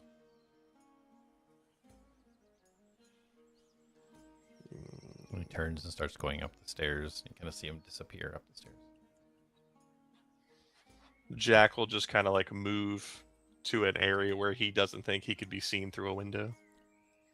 Okay, yeah. Roll stealth for me. 11 on the die plus 8, 19. Okay, 19. Perfect. So you kind of slink your way into the corner and duck down a little bit and wait. Yerp. Elion. Yeah, you make your way outside the tunnel. Rain has kicked in full force now. Kind of the ground getting muddy. What do you wish to do? I'm going to reach out in my head. Where is everyone?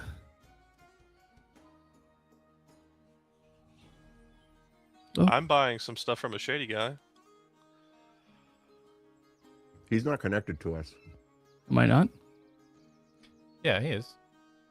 Oh, you said he couldn't hear me earlier, so I What? assumed he wasn't. Because No, he's in it's- his head, man. Does our psychic connection not go in his head? It's complicated. I don't think it went through his space. He was inside his room. He was in the necrobium. Okay, where is everyone else? I'm pretty sure Darius is at the Woolies. Trey and I are staying at Tiberian Tower.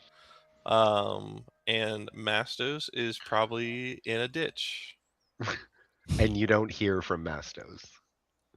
You won't hear from Darius either because he's sleeping. And would the dome block the psychic connection or no? It doesn't block the psychic connection. It would block like a message spell or anything. However. Yeah, no, that's why I wasn't sure if it would block this as well. But I'm sleeping anyway, so it doesn't matter. Yeah. Right. And Trey, you're connected as well. Right, it's good to hear from you, Elion. You seemed a bit distant for a bit there. Yeah, I got caught up something. All right. Sorry. Where can I meet? Just go south if you want to go to Tiberian Tower. We can probably get you a room. Or go to the Woolies.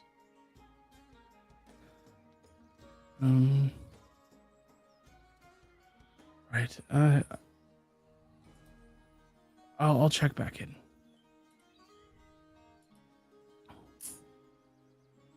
I'm gonna head over to the Woolies. Okay.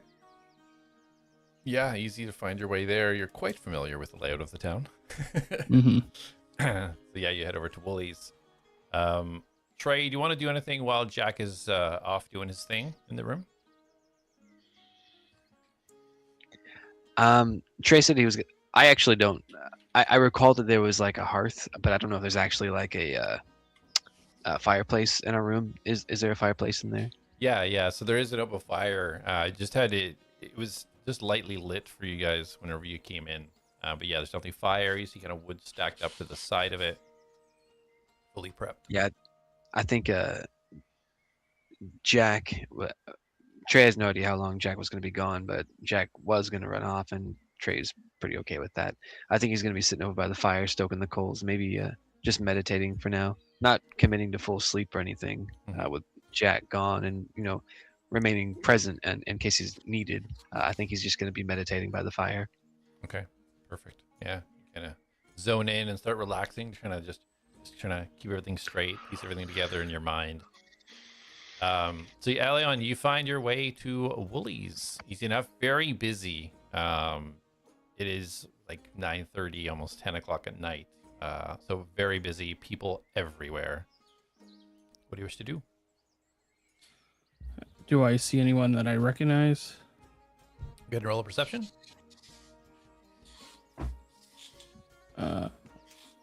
15. You do not. Looks like a bunch of people, a bunch of Centaurium soldiers off duty. You can tell they're wearing the kind of the undersheath you would wear under their pauldroned armor. Yeah, a lot of Centaurium here. You see the barkeep behind the bar, blonde hair, human, very handsome, but not the old barkeep that you're used to seeing here. I'll go up to the bar. Okay, welcome. Greetings. What can we do for you today, sir? Hi. Could I get a room, please? Of course you can. We've got 2 or 3 left. Do you need anything a little bit more upscale or just your standard? No, just standard's fine, thank you. And Okay. if you could send up, do you have something on special food-wise? For food. I thought you meant something special. No. We do have our lamb chops today, and lots prepared. We've been very, very busy. Would you like some of those? Yeah, if you could send those up, please, with some I water. can get them right now for you. I'll get your key. I'll get your lamb chops. We're just flying them out of the kitchen this evening. 5 silver for the room and 50 copper. We'll get you the lamb chops. Sure, thank you. And I Excellent. will pass him over some funds. Okay, yeah, he takes it. Oh, then 2 more lamb chops! He yells back and pulls out a key. There you go. I'll get you lamb chops just a second, but you'll be up there. You're the 3rd room on the right. Great, thank you. And he reaches over and gives you the plate. There you go. Just bring it down in the morning. Right. Sorry. When did this become Woolies? He's kind of like he thought he was done with you, so he's like almost trying to listen to the next person, but kind of like switches back to you. Is it it's about a year now? I think. Yes, I'll be right with you. Oh, and the old owner, is he still here? No, he was up to some unscrupulous things and got removed. But you know, I took over for now, and then when we, I think it'll be doing quite well. But you know, they're looking to possibly sell it again. But hopefully, I can do a good enough job that they don't do that. Carlos, by the way, nice to meet you. Raises out his hand. Oh, hi, Carlos. All right. And you said the owner, like when it was the drunken deer, that he was arrested. Oh yes. Oh, letting unscrupulous people and heading off to Lord knows what. It's very, very unsavory characters. Oh, okay. And Centaurium, was this when Centaurium had come in? Well, they've always been here, of course, but a little bit more present, we'll say. But more recently, over the last month, I would say that Centaurium has helped us more than usual. Right. Okay. Thank you. Thank you for the lamb. Of and course. I will give him another 10 copper. Oh, very generous. Centaurium appreciates your donation. Oh, that's for you. Oh, that's okay. Everything goes to Centaurium. Right. Right. For Centaurium. Thank you. And I will turn and walk away and start heading upstairs. Okay. Enjoy. Okay, I'm ready for you now. He heads over and starts helping the next person. Jak, about 6 or 7 minutes goes by, to the point where you do start to feel a little bit uncomfortable. Not hearing, actually, roll a perception. 12, so plus 6, 18. Okay.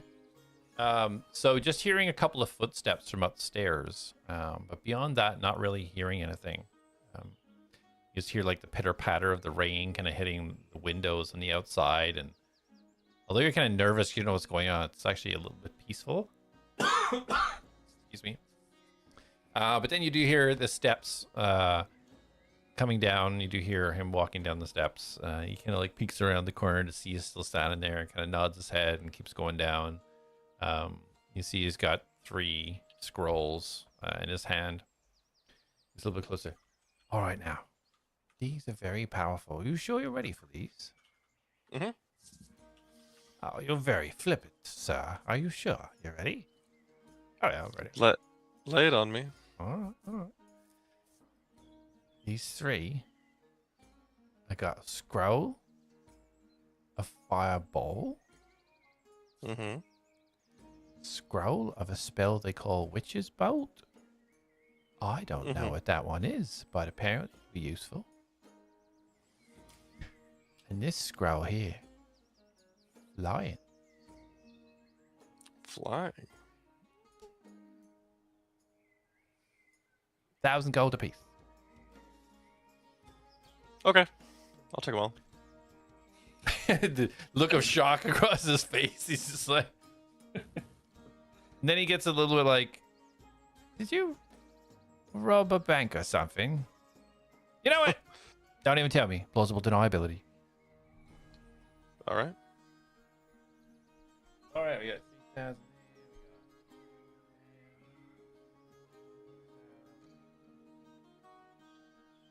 Have you added all this up? You gonna give it to me all now? Do you have any special ammunition for a weapon that may or may not be in possession of? I don't know what that means. There's lots of weapons I don't have possession of.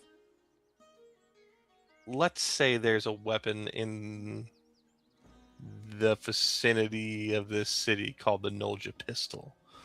Do you sell specialty ammunition for that pistol? And he starts getting real close to you. He kind of raises his hand and puts it on your shoulder. He looks you dead in the eye. We're already doing illegal stuff, mate. You can just say it. It's all right. Yeah, I got some bullets. How many do you need? Enough to fill a bandolier.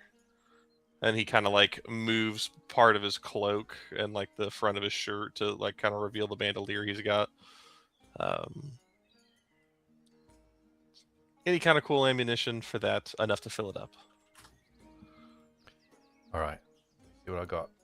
You see him go behind the behind the desk, and you see him actually pull out a key and lock, and you see this kind of metal panel just slide to the side. And you see within there smaller metal boxes that he puts his kind of thumb in, and you see him kind of flick up, and this lid pops open on these boxes. You can kind of hear him count 1, 2, 3, 4. And hear him counting. All right, I got 20 fire, and I got 30 regular. Understand, I don't get a lot of slingers around here, so don't carry too much, but I can do that for you. Okay. It's 10 gold how a piece. 10 gold a bullet. 20 for the fires. 20 gold for the fires? And you have 20 of them? I do, yeah. Clean me right out, you take all those. I'll take 5 regular, and I'll take all 20 fire.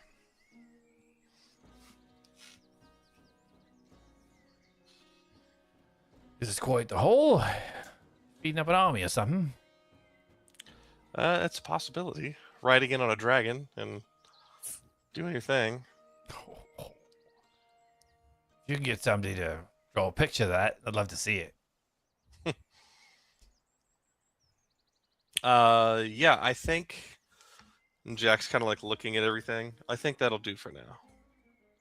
So I've got a scroll of flying, scroll of fireball, scroll of witch bolt, 20 specialty arrows, an invisibility potion, 10 regular health potions, a bag of holding, 5 regular bullets, and 20 fire bullets. Does that sound right? You got it. What's the damage?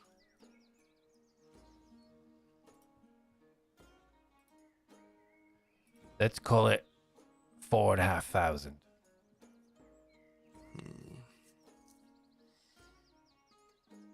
4,500. Yeah. That's a special price, mate. You've been good. I appreciate you, especially this line of work. If I come back through here anytime, I'll definitely come by. And he's gonna whip out like a big stack of platinum, and he's gonna slide 4,700, $200 in tip. Appreciate you. Oh, he could like start slapping the countertop. Oh, I appreciate your patronage. And he starts like packing it all together. He's like, actually, let's wait a little minute here. And he goes to the end of the counter and he goes down to the bottom shelf. And you see him kind of reach back and you hear a little click. And he slides. You see this wooden panel sliding out. He reaches down. He pulls out this a 1 foot wide, almost like square kind of pouch. He slides it back in and he walks over and he starts putting the vials in the bag. Starts putting the arrows in the bag. Starts putting the scrolls in the bag. And just keeps putting all of your products into this 1 by 1 foot kind of pouch with a little strap on it. He's like, there you go, mate. Thank you. And Jak will take it. It's been nice to actually get restocked. Yeah, well, come back anytime now. Jak bows to him. All right, now to sneak back unseen. Yeah, out the way you came, if you don't mind. Ooh. Yeah. He starts scooping the coin. Yeah, and Jak. So I gave him 470 platinum. Okay. And yeah, Jak will open the window, scurry out it, and he will maintain stealth till he gets a good distance past this place, and then he'll kind of go back to being speedy and chill the whole time. Okay, sounds good. You start making your way back. Roll a stealth for me for exiting the building. Not seen by guards. Excellent. 15 on the die plus 8, so 23. Yeah, beats the dumb wet guards.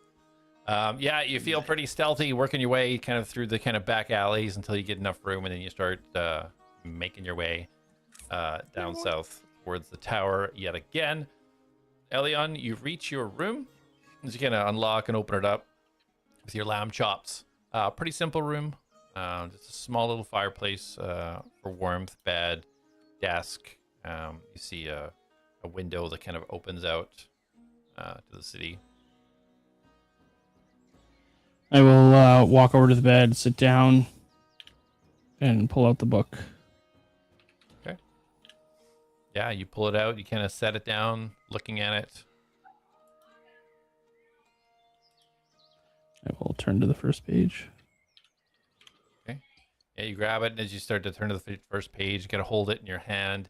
You can see that the pages inside are almost completely deteriorated, like broken away. The mold and moisture within where the kind of book was held, it's almost completely destroyed within just the extravagant kind of cover of it. It is almost untouched because of the quality of like metal gold plating and such that it's made from, and hardened leather. But yeah, as you're kind of holding it in that, and you kind of hear the whisper kind of like start to build within your mind again. Anything legible? As you start to look over it, like there's not a lot legible, but as you come across like little lines and sentences, it looks like it's exactly like the words and such that was in there was when you first read through it. You know, the basic foundations of the Requiem, and it's kind of basic structure, what they were known for. Like you're kind of putting these pieces together from whenever you had originally read the book. You don't see anything that looks out of place, but there's only really the odd sentence over like dozens of pages that isn't just completely destroyed. You leaf through it, you don't see anything that kind of stands out. And is the whisper getting louder at all, or? Yeah, you feel this. It's almost like an intense push at the back of your head. I'm just gonna close my eyes and just. Oh, what do you want? It would seem that this memory links us a little bit closer. What is with this book? Well, it's one of the times that you let me out, isn't it? I don't know. I don't remember ever letting you out. I don't even know who you are.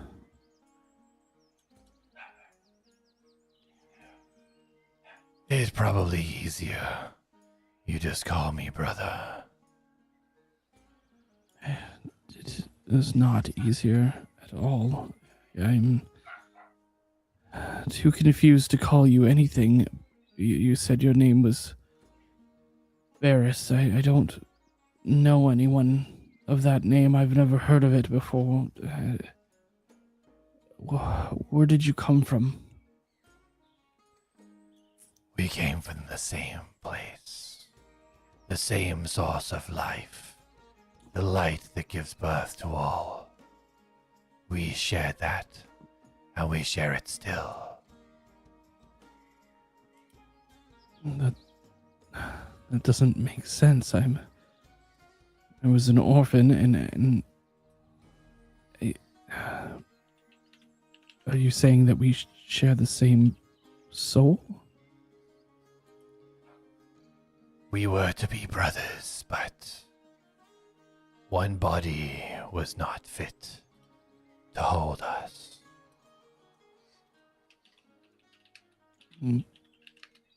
But we have one body now that holds us both. I don't see how this is possible without some sort of very powerful magic. I think that our friend Darius put things together for us. Magnus tried something that did not work in the way that he intended. A death, but a love between brothers so strong the death could not take the soul.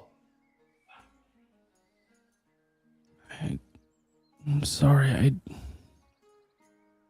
I still can't believe this. I have no brother. I can't have love for something I knew nothing of. You have used me to protect you all this time, and I will continue to do this. Love is not what I seek, only to be free of your chains. I don't hold anyone in chains. I only just became aware of your existence. I don't wish to keep you. Frankly, I don't wish to have anything living inside my head. I release you. I do not wish to hold you back. Then we must find a way together.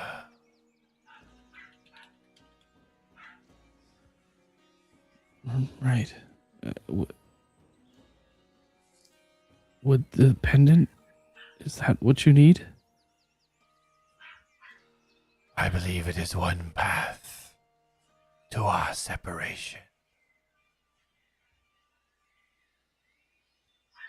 Okay, you just tell me what you need me to do, and I will help you. For now, it would seem that you need to rest.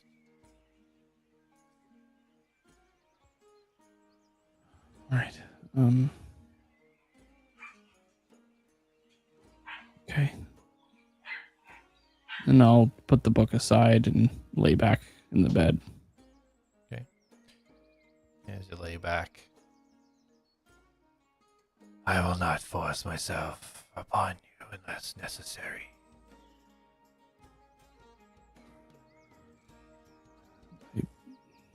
Thank you for that.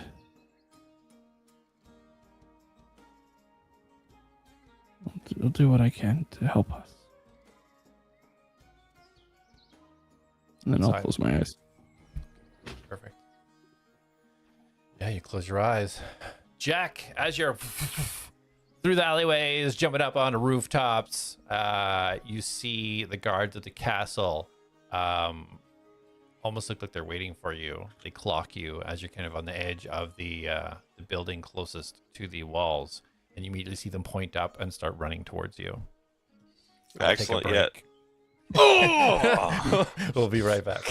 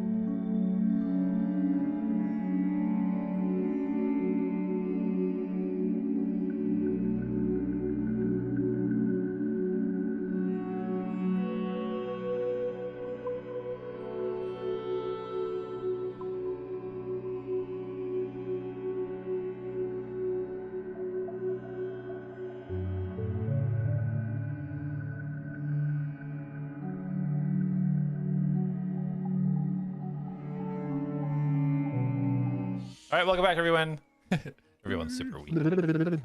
Yeah, so as we left off, everybody had pretty much started settling down, but Jak making his way back to the tower to return to resume.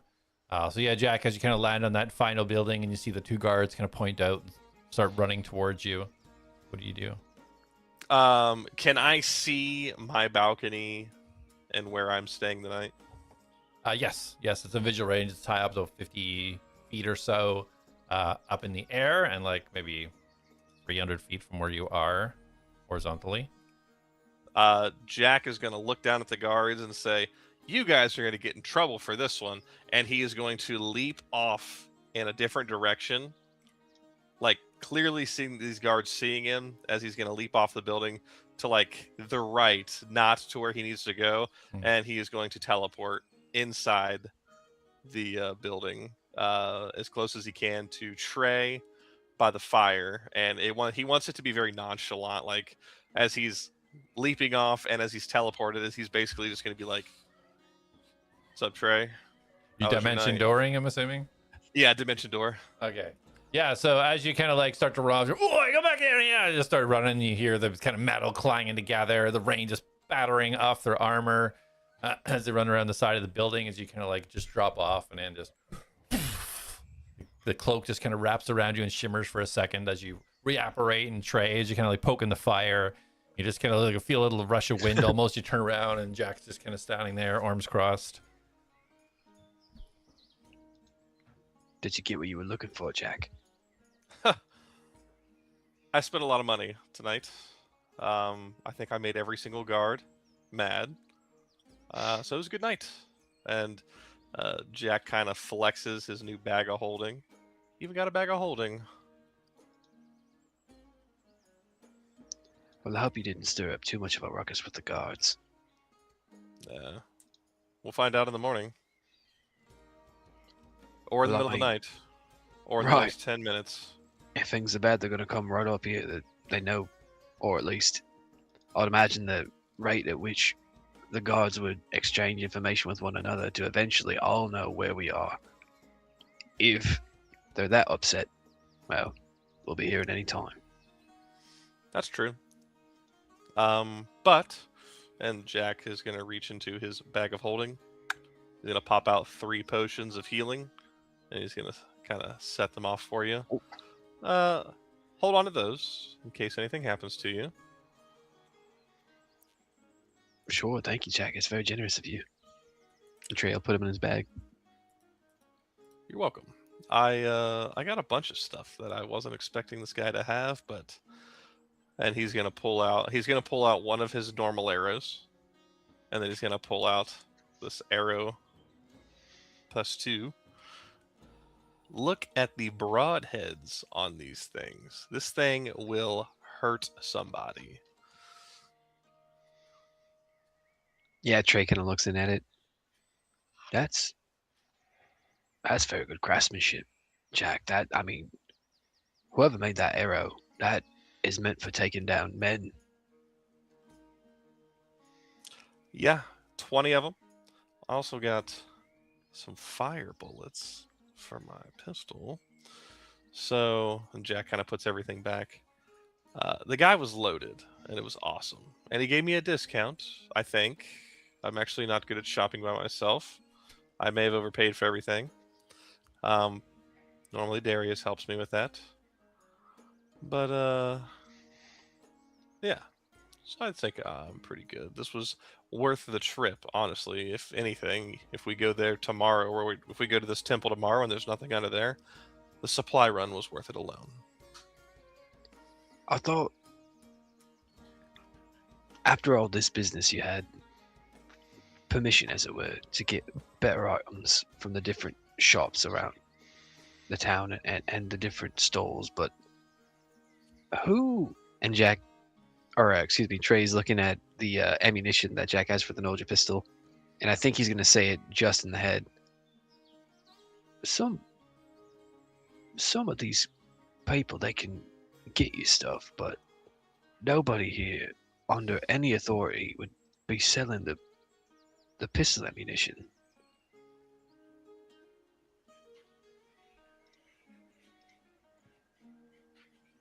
This guy offered to buy Reen off me, so this guy just probably has everything. All right, sure. I could see there's no shortage of shady types. So I guess if you're going out at night, sure, I can see that you would have found somebody who could sell you the ammunition that you were looking for, but I don't see anybody selling that in any official circles. You know what I'm saying? Well, I guess you have to have a license to carry that weapon. And I took mine off of a corpse, and I don't think I looked for a license. And I don't know if it has to be made out to you specifically, so I don't know. I was hoping to get a forged one, because the moment I mentioned it, people, instead of being like, oh, this law-abiding citizen has a nice weapon, they're like, this kid stole it, is kind of what they jumped to, so. Well, you know, Centaurium, they're sticklers for the paperwork, and if you don't have everything lined up, then it looks bad on you. So I'll try to keep that as a worst-case scenario to rely on. Maybe if you're out in the wild and nobody can see, nobody would know, then sure, that's fine.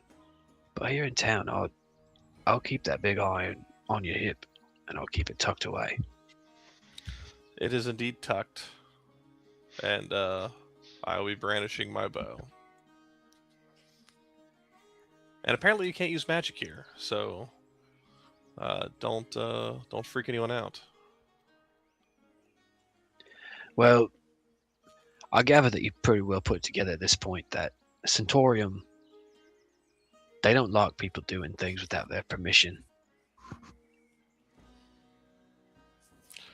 Yeah, curfew, major restrictions, guards posted every 14 feet. They're really helping this town. And then out loud in his head, well, I guess I'm going to, or excuse me, out loud not in his head, I guess I'm going to get some sleep then. If you don't mind, I'll turn into the main bed. That's fine. And yeah, Jak will also go lay down. He'll take one midnight snack, take a drink of something. Before he goes to bed, he'll close his eyes and check on Reen just to make sure she's all right. Yeah, for sure. Close your eyes and kind of move into Reen's vision. And you can see that it looks like she's nested tall in a tree somewhere. As you kind of like, you see her, as she kind of blinks, and it looks like her head is like sideways. She's, whatever way she's leaning. As she kind of blinks, you can just see the outline shape of Mastos kind of curled up against the tree, kind of like about 30 feet away from her. All right. Making sure you're all right. Bite Mastos' leg in the morning for me. And have a good night. You see her head kind of like shake a little bit, like she's laughing. And then, yeah, Jak will go back to his site, and he will go take a rest as well. Okay, perfect. And Trey, sorry, you were heading on into bed? Yeah, well, Trey said out loud that he was going to go get in bed, and he's actually just going to sit ready at the edge of the bed, watching the door and just listening for a little while. Because he's a little worried. You know, Jak just ran off and went and got ammunition for the Nolja pistol and told me that he had alerted the guards, and I probably heard him yelling outside. So 100% Trey is just like sitting at the edge of the bed, just sort of waiting for a while, and probably will for like an hour or better before he commits to going to sleep. For sure, for sure. Yeah, go ahead and roll perception for me.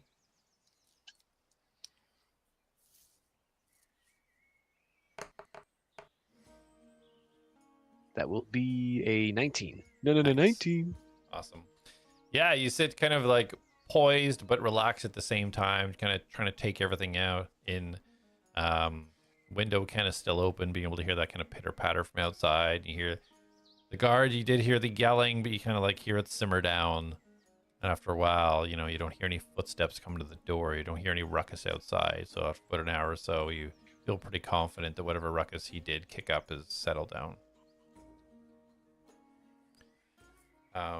So yeah, but an hour goes by. Mastos, as you drift off to sleep, you feel underneath you for a second. It almost feels like you're falling. You like try to catch yourself almost, but you don't hit the ground. You just feel this kind of like warmth, and then this almost scratching around you. As you feel yourself be pulled this time, when normally you're given this almost like a tug that you give into, this is pulling your body downwards. And as you become a little bit more aware, you see these lights starting to flood past you. See all these different colors just flying by. And it feels like minutes go past. And these colors are like repeated, almost becoming like hypnotic as they keep flying by you. The pattern starts to change. It starts to slow down. You see like green, blue, purple, and then green again. And then in a flash of this green, you look down and you see you're now standing on grass. And you look around and you recognize you're in the Fae. And right ahead of you, you see the figure of Lapidus standing still. He's about 20 feet away from the pedestal where the seed once sat. And behind that, about 20 feet, you see 4 figures standing.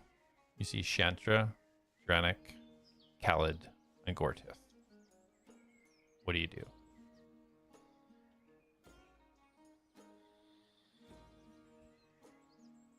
I wiggle my hooves in the grass and walk forward slowly, silently. Mm-hmm. Roll stealth for me. Oh, this is. Can I pass without a trace before I do that? No. Ah, I got a 16 on the dice. So hold on. I'm pretty stealthy actually. I got just quick question. Mm-hmm. In this like dream state, does my armor still give me disadvantage on stealth checks? It is not. Okay. It does not give you disadvantage. Okay. I have an 18. You are unencumbered by your items. 18. So yeah. So as you kind of like shift your way quietly up behind the Lapidus as he stands, kind of motionless, you can kind of see his hulking body almost shift up and down just every couple of seconds, just from the sheer might of his breathing. But you do see your old friends that are standing kind of lined up on the other side of the pedestal, again unmoving, just look like they're breathing.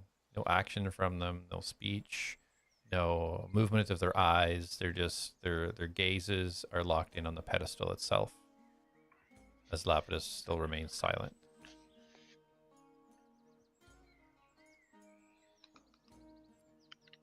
I will approach the pedestal and The second that you pass Lapidus to go towards the pedestal, immediately you feel the weight of this heavy hand hit your chest.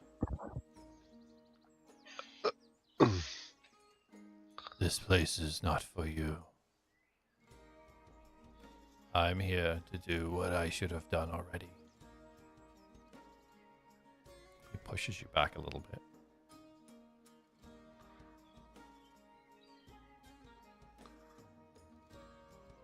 My time I've should have protected the ended. seed when you couldn't. That is true. And that is why I am here now. My time should have ended when I chose what I thought was the right thing to do over what I was asked to do. Protect the removal of the seed at all costs. That was not just from enemies. We are not exempt from the rules of the Fae simply because we're created here. He takes a step towards the pedestal.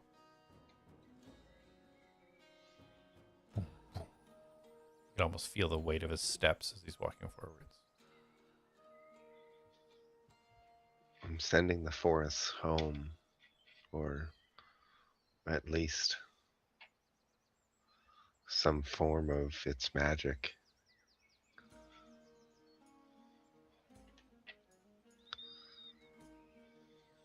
The choices you make for this, for Mastos, are your own. He takes a few more steps towards the pedestal.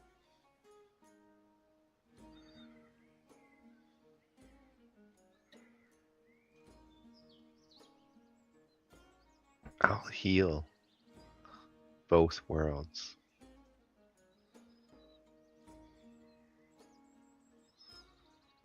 But it's up to your friends where they go home or not. Whether they go home or not. We would all give our lives for the Fae. We committed that the day we took our oaths. And it holds true today. Takes 2 more steps. So 5 steps away from the pedestal.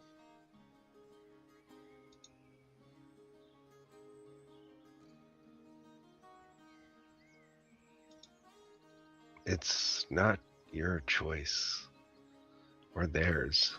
Like me, who was reborn in this world, or not in this world, in Mundus's world.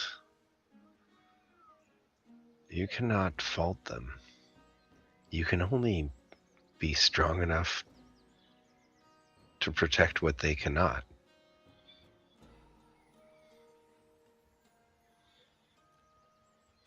Then it is up to you, old wise one, to protect. Takes 2 more steps forward. I'm the last druid of Duneman. I will protect it all. And I am holding my staff.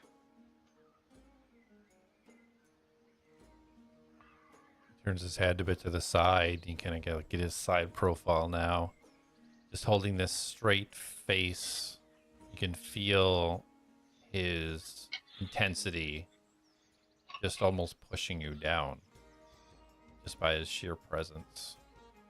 He glances the corner of his eye. This Mundus is your new god. Your new leader, who you take your instructions from.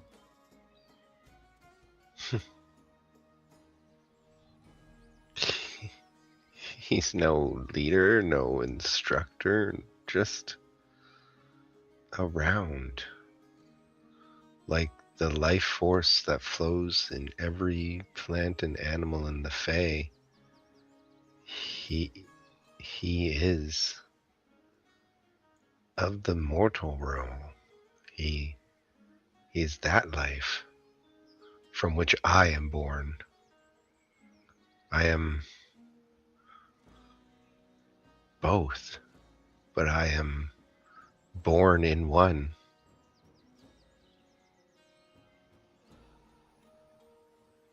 You are a true Fae.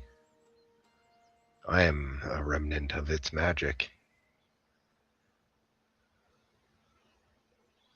You are the one to protect it, not me. I can only help it grow and connect to this world. You were born of the mortal realm. You are no Fae. I look down at like my goat body. I'm like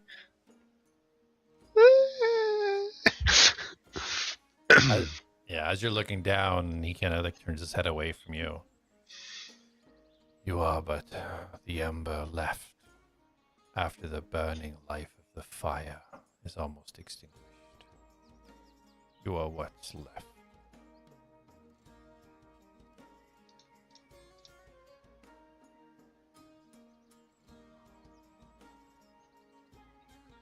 I will be the strength that nature needs to protect itself.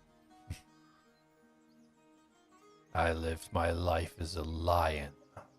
You choose to live as a pet fox.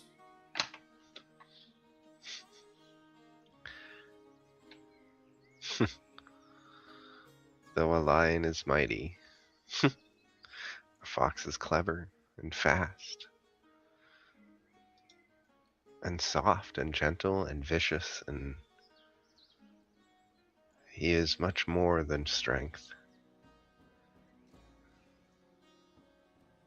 How many family did this fox let die at the hands of Paradon? Your god, Mundus. You were born from a tree. You were given powers from this god to travel through trees. The calling to you. What do? You ignore. All of those lives, their blood is on your hands, the Mastos. He takes one more step towards the pedestal. Only one step away. If the blood is on my hands, then I must wash them in the purified and clean rivers of my home. I will stop Paradon. I will end this blood magic that is warping what is life.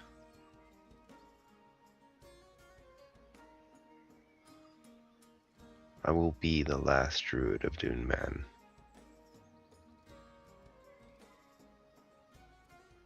My true hope is you do for the mortal plane that I could not do for the Fae. He reaches his hand out to the top of the pedestal. You see, as he shapes his hand, you see, almost for a second, you feel like you see the seed in his hand, but it's not there. But his hand grasps the shape. And as it does this, you start to see the tips of his fingers start to turn a dark brown. And it almost instantly spreads down his fingers, through his arms, down his legs. You see his skin start to shape and crack into wood. As you see the shape of shape of Lapidus standing there in the form of a tree. You see all four of your old friends slowly fade away as you get sucked back into these bright colors. Immediately opening your eyes to see a gap in the trees above, as you can see the stars above you. I take a deep breath. Smell the air.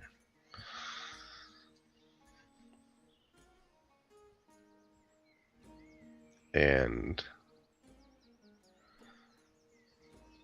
I will get out of my tree.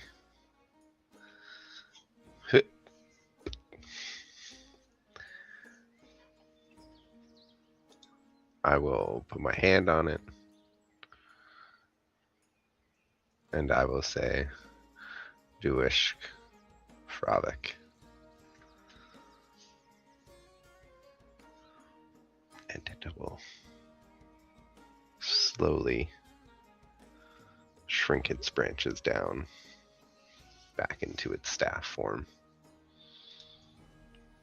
Yeah, you see it start to twist and turn as it kind of feeds into itself. Its slits start to open as the wood almost peels inside of itself as it continues to twist down and return back to its staff form.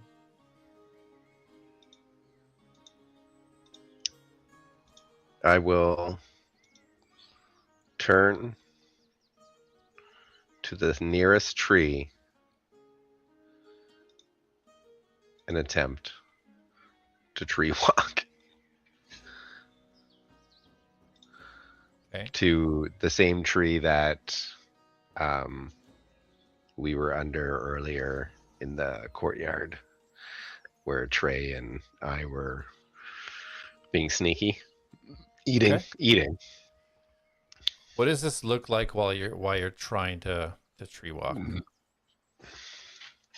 I'll approach the tree slowly, feeling the grass between the slit of my hooves. And I just first put my hand to it to not talk to a tree, but feeling it and how it's connected to the ground and the roots stretching farther than anyone can see. And thinking of the tree I was already at, how its shade covered not just me, but others inside it, and how that was connected to other life. And I will tap my staff to the tree. Yeah, as you kind of tap your staff to the tree, in an instant, you can feel the sensation of life almost just spread out from you. And in an instant, you can feel the connection of this tree to every single identical tree within the area. You can just feel the connection of family that this tree has. You can almost sense the decades of life and growth and death and cycle throughout all of them. And you can instantly pinpoint the tree that you're looking for as you feel yourself almost pulled towards the tree, but not hitting the tree. As soon as you come to connect to it, you look and you realize you're standing right outside Pages, underneath the tree inside the city.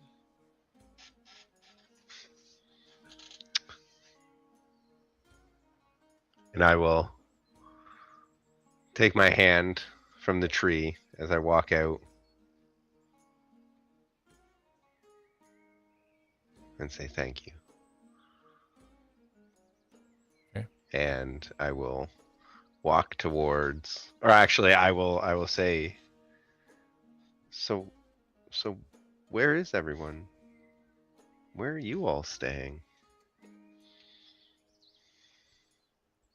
So currently, I would say that the only person that we'd hear would be Trey, as he's kind of like in a more of a meditative state as opposed to fully asleep. I might be the only one up, Mastos. Jak Nara staying at Tiberian Tower. Elion, well, I don't actually know. He seemed to be in the spirits to talk again. And when we told him that you'd gone off to find a place to sleep and that Darius had gone to Woolies, I think he may have tried Woolies himself. Are you safe, Mastos? I'm safe. And I'm just looking to find you all.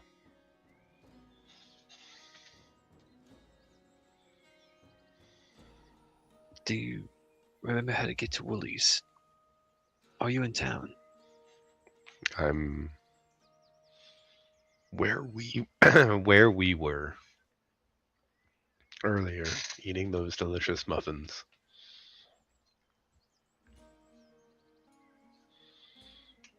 That was by Pages. Alright. It's past curfew, so the guards aren't going to be excited about you walking about, but if you can come to Tiberian Tower, Jack's asleep, but we've got a fire going, and I'll stand at the windowsill and keep a watch for you. If you come and find us, you can come up to our room. And with that, I will giggle and say, you keep a lookout for me through that window. And I will wild shape into a small owl. Are you trying to do this covertly, or are you just doing it where you are? Is there any guards around? Is probably the best first So- thing I should say. Yeah, so the tree where you were was pretty close to the entrance of Pages, where there is 2 guards. You can immediately notice that the guards, wherever they were permanently stationed before, seem to still be there. So yeah, they would be straight in view of if you were gonna change into a different animal. Then I shall tap my staff on the ground, cast pass without a trace, and back up behind the tree. Yeah, as you kind of tap your staff, and the kind of the shadow of the tree almost kind of like spreads itself over you as you kind of back away, and your face kind of like dims out into the blackness. Roll a stealth check for me.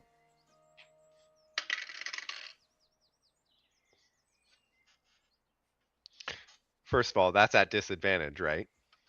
'Cause Yeah, I have if you're passed bearing without your- a trace, but I'm still but hold on. Okay, so I didn't get any worse than that first 2 I got because I rolled a 19 on my second roll. Okay. Yeah, so I that's a 4. A 4. 4. Well, pass without a trace is 10. So 14. 14. Okay. Yeah. So you back up, and with the heavy rain that's coming down, the guards are a little bit more concerned about just trying to like huddle into the overhang of the doorway than paying attention. So you're pretty sure they won't see you. And yeah, you kind of like grab your staff and just sink yourself down into yourself as you kind of like fold and tiny owl flies off into the rainy night. As you start heading south, it is pretty easy to pinpoint at the tower. You see the light coming from the fireplace and the window to kind of the north west area of the tower. All the other windows seem to be blacked out or covered at least. So you can very easily see a figure kind of surrounded by yellow light at the window, which you assume is Trey and Jack's room. That is the window I aim for then. Okay, so Trey, go ahead and roll perception for me. Okie dokie. We got an at 20. Whoa! Amazing. I can't wait till there's actual combat and you've already used all these nat 20s. Yeah. Yeah, you'll absolutely pinpoint this owl fly beelining for the window. And with that perception, you can easily tell the markings. You've seen Mastos do his thing now, and you can easily tell the markings that this is a version of Almastos, I guess, not Almos. That is, yeah, just making a beeline right for the window. Yeah, I imagine Trey can probably see, like, if the rain's that heavy and the owl's coming, there may even be like a silhouette of the water around where the water isn't falling like it's supposed to, just a blob. Yeah, for sure. You even see like where it's hitting the wings, this little splashes, almost like a little halo, like peering over the owl as like as he's flying in. Yeah, I think Trey's probably gonna try to catch it because I would imagine this bird's probably exhausted from this rain and it's probably real heavy, probably coming in real hot and fast. And Trey's just gonna, like a football, try to catch it. Okay, perfect. Mastos, do you just keep like flying on in and let him try to catch you? I am going to come in. He's gonna see me like coming in normally, speedy, but then my eyes narrow at him because I see what he's trying to do now. And I come in even faster. I swoop my wings and tuck them to my body and like spin like a drill. Owl bullet coming at you, Trey. Yeah. Okay, so Mastos, I want you to roll an attack, and Trey a dexterity check, and that's gonna determine what happens with this. I got a nat 20. I got 12. Good 12. Okay. Yeah, so you're pretty sure you've got this thing lined up, and at the last second, you start to see this thing just just spin. It just catches you off guard for a second. As it does, this thing slams into you. Instead of being able to kind of hold yourself steady, you feel yourself just fly back with an absolute sheet of water just right across your face as you get knocked about 5 feet back as the bird continues right across the room. Jak, roll a perception, please, at disadvantage. I spin around and flutter my wings very hard. Yeah, Trey was 100% expecting it to be just the bird. He didn't think it was actually going to be Mastos himself. At disadvantage, I rolled a 14. 14? Okay, yeah, no, so you don't hear this ruckus. Perfect. Yeah, Trey, you see That's a silent speed bullet. just fluttering there in front of you. I accidentally poop on him. Yeah, it happens. So Mastos, you're now inside the room. You can see a fireplace. You see Jak sleeping on a cot. You can Oh clearly yeah, see- I'm totally gonna transform back then. Okay. You see some leftover snacks on a table that they left for overnight. Jug of juice.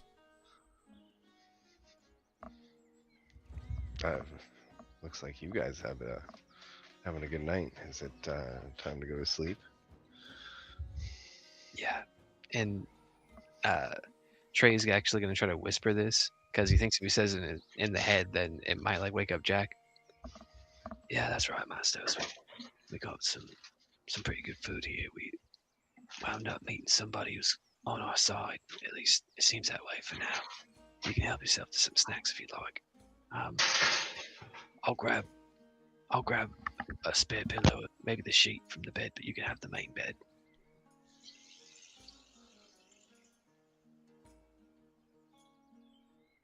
It's okay. I'll just sleep outside. It's okay. Mastos, it's pouring down rain, and he just got here. And He's dropped by the I fire. transform into my fox form, like in a spinning form fashion, Mm-hmm. and I jump up on the windowsill, wrap my tail around myself. Okay. You feel the rain pitter-pattering on your fur as you kind of curl up there. As Trey just kind of watches you leave the room you just entered. And yeah, you curl up in the rain. And Trey, you take your position back on the bed.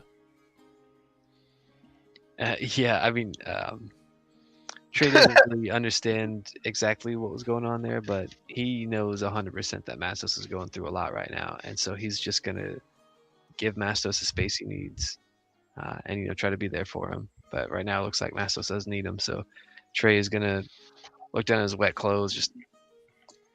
He's gonna go sit by the fire for a while to dry out before crawling back in bed to hopefully get some proper shut eye before the sun comes up. Perfect. Yeah, you do indeed dry off and kind of stoke the fire a little bit and head back into the bed. You kind of take a look, just check on everybody. Jak looks like he is out. You see Foxmos outside. You just hear a little... seems to be snoring out on the balcony. And you let yourself kind of release and go to sleep. So everybody can go ahead and mark off a long rest. You guys have an uninterrupted night. As the morning comes to, Mastos, you definitely be the first to arise because being outside, the ruckus of the city to get going, the guard change happening, you start to hear all of this. So you kind of spark awake, open your eyes. You can see the sun is up. You don't know exactly what time it is, but you can see that the town is starting to move.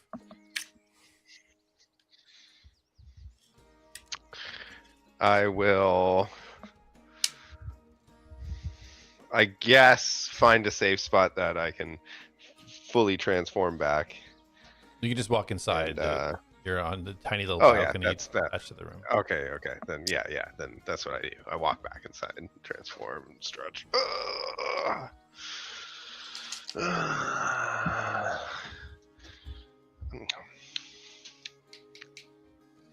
And I guess I go downstairs. Well, when you go back in, you do see Trey and Jak. Trey But on they're the sleeping. bed and Right. Jak. If you're going in and yawning and transforming back into your regular, if that's what you're doing, then we will see if they're still sleeping. Trey and Jak, go ahead and roll perception. Not at disadvantage because this is close to the time you're waking up anyway, so your circadian rhythms kicked in. Natural 1, baby. 23. Okay, Oh, so gosh. Trey, you definitely hear this kind of stretch, and as you kind of like peek out, and you see the sun is now starting to shine in, the rain over, and you see Mastos ahead, and kind of clock Jak still snoring away on his cot. Well, I don't know when they're going to bring us breakfast. I expect that they might. So if you want to hang out, I doubt to have any quarrels with you being here. We've got a bit of juice left over if you're thirsty.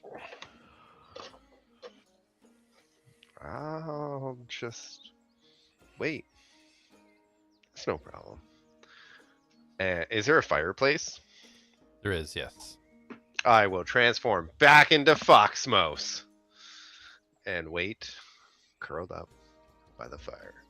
The fire is currently out. Nobody was attending it while Oh. everybody was sleeping. Well, before I'll turn into Foxmos, I will snap my fingers and start a small fire. What are you using to start a small fire?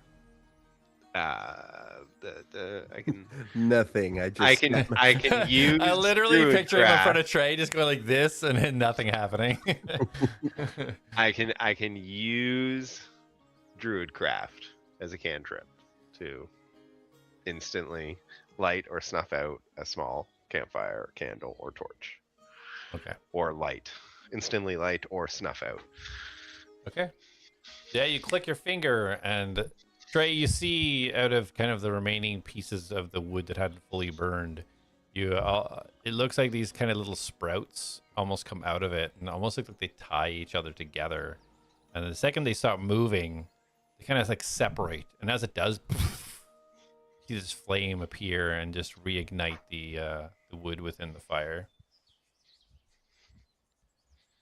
I give him a little wink. At this lighting of the fire, Jak, you definitely would wake up. You open your eyes, Jak. you see Mastos in front of the fire, getting it started. Trey kind of sitting up at the edge of the bed. Yeah, Jak gets up and he comes to and kind of looks at Mastos, kind of confused. When did you get in?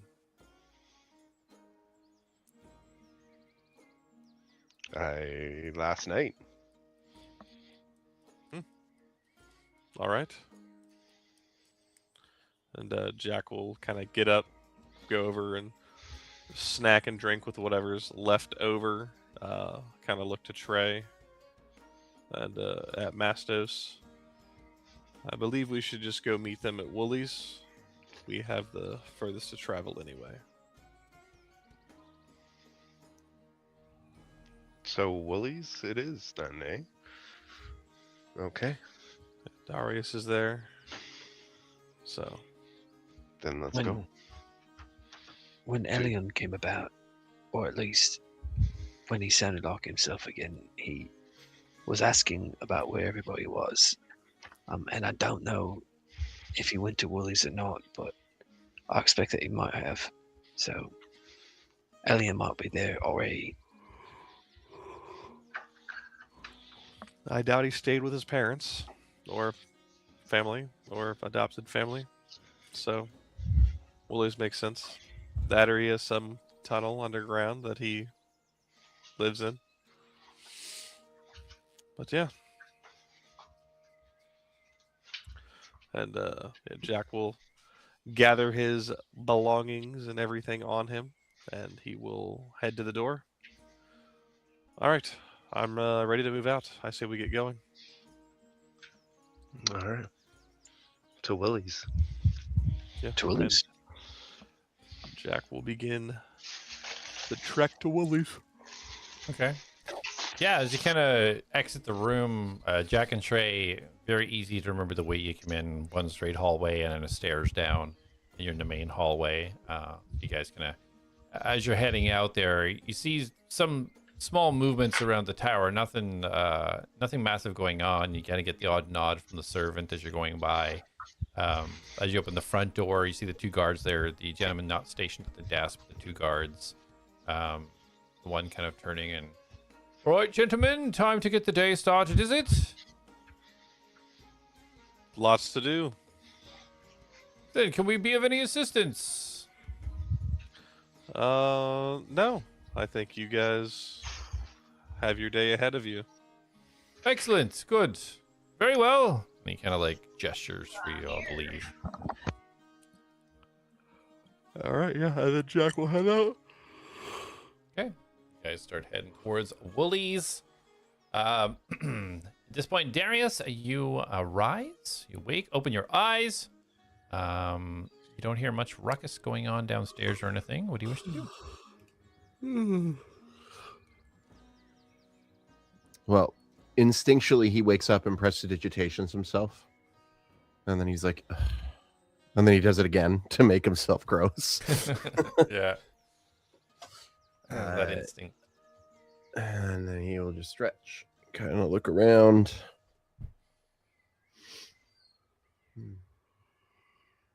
All right. We didn't really make a plan on where to meet. Shit. I'm not burning a spell for this. I will go downstairs. Everybody knows where I am. And he's going to head downstairs and order breakfast and just kind of sit at a table. Okay. Yeah, easily done. Not the regular barkeep behind. Looks like the morning shift is in. You see a smaller malhuman, brown hair, kind of like in a bowl cut. This brown apron. Yeah, more than happy to help you. Yes, it's just some light breakfast, some breads, perhaps. Fine for you. You got any meat and maybe some eggs? Possibly. I can pay for it. Oh, it's just the chef's getting started. It's a little bit early, but I'll ask what he can get put together for you. No need to be nervous or anything. It's all right. If you can do it, that's great. Otherwise, I'll take what you got. It's fine. Okay, I'll put some together for you. Have a seat. Would you like some coffee? Absolutely. And you see him run into the back swinging door behind him, and he comes out with a plate. It looks like you're not too sure if it's fully cooked, but there are some sausages on there, and some bread spread out as well, nicely buttered. And he has a mug with, you see, kind of steam coming out of this black liquid. All part of the room's cost, sir, for this breakfast. Here you go. Oh, well, thank you very much. Yes, you're welcome. Pulls out a silver. You see the young human kind of like looking around, and this is the first time you really haven't seen many people in this building. Thank you, sir. He scoops it right away, puts it in his pocket, and kind of stands there like nothing happened. No problem. You can get back to work now. Are you gonna watch me eat? No.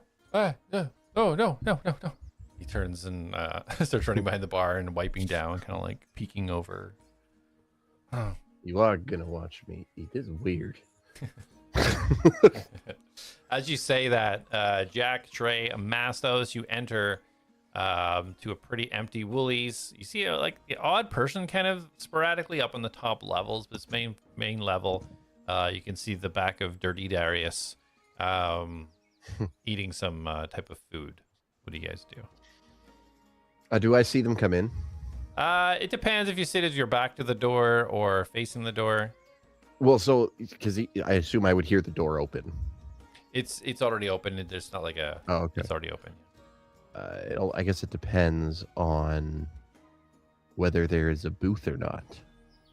Because if there's like a bench, he would have sat on that. Yeah. So down the left-hand side of the bottom floor, there's some booths lined up. So yeah, you could definitely sit there, and you would have a view of the front door. So yeah, you would see them come in. Jack probably first, I'm assuming, and then Trey and Mastos following.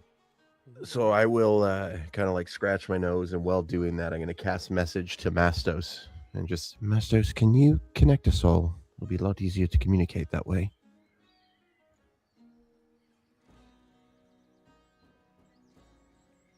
Mastos, you hear this message in your head from Darius. Is your headset muted? Did you fall asleep? No, I get it. Sorry. What? What'd you say? My headset died. Oh, Darius asked you to connect everyone. Easier to talk. Yeah, and that's no problem. And I will grab his shoulder and... Yeah, I'm not near you. So I cast a message to you. Oh, so subtly. you cast it. Oh, I thought you met up with us at Woolies then. Well, Fine. he's No, sitting at the I'm- table, and you, Jak, and Trey are coming in the door, so he clocked you and was like, "Hey, can you just like do the thing?" And he's presumably Then okay, I do the thing. He does the thing, and I think, well, I guess Elion's not here, so he won't be involved. But I will connect us, and I'll say that Elion's not here, so he's not here. Sorry.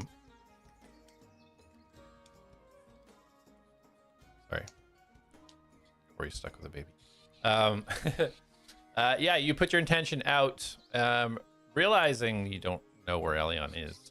Well, he knows he's here because they said that he went to Woolies, so he assumes he's at Woolies. Well, Trey made an assumption, yeah, said he thinks he's going to Woolies soon. So yeah, you put your attention out there, and you all now kind of feel that little bit of a tug instantly and know that you are connected. Okay, so I will immediately communicate with them.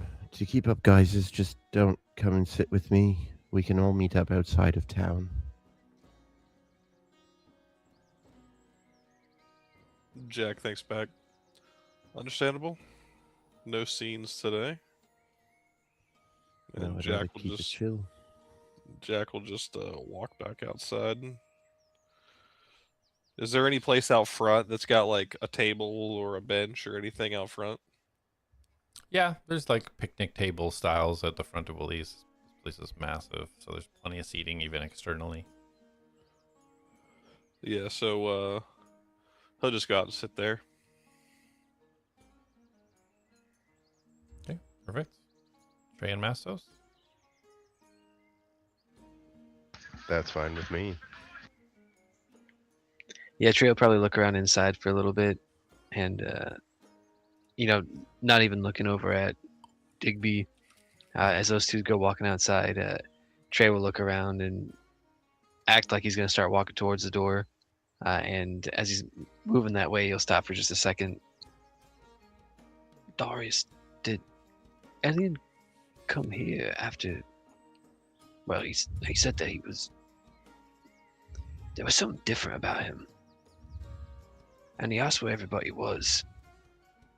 And he was already in his bedroom, so why would he bother asking where we were staying? He didn't come to Tiberian Tower, so I imagine he came here with you, but I don't see him. Well, if he came here, he didn't come to me. I passed out pretty quickly when I got here. I doubt he wanted to stay in his room. He was pretty adamant about not being at home.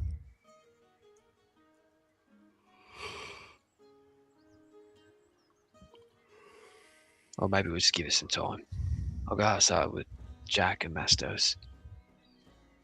You take your time. No, And then Trey will head outside. That won't be long. Yeah,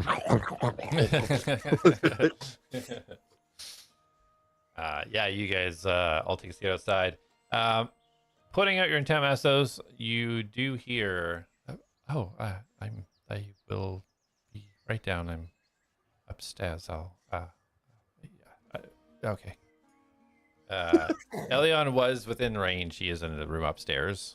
So when you put your intent out and who you want to connect to, if they are in range, be connected. Oh yeah, because I would want to connect to him. So it's like, so he,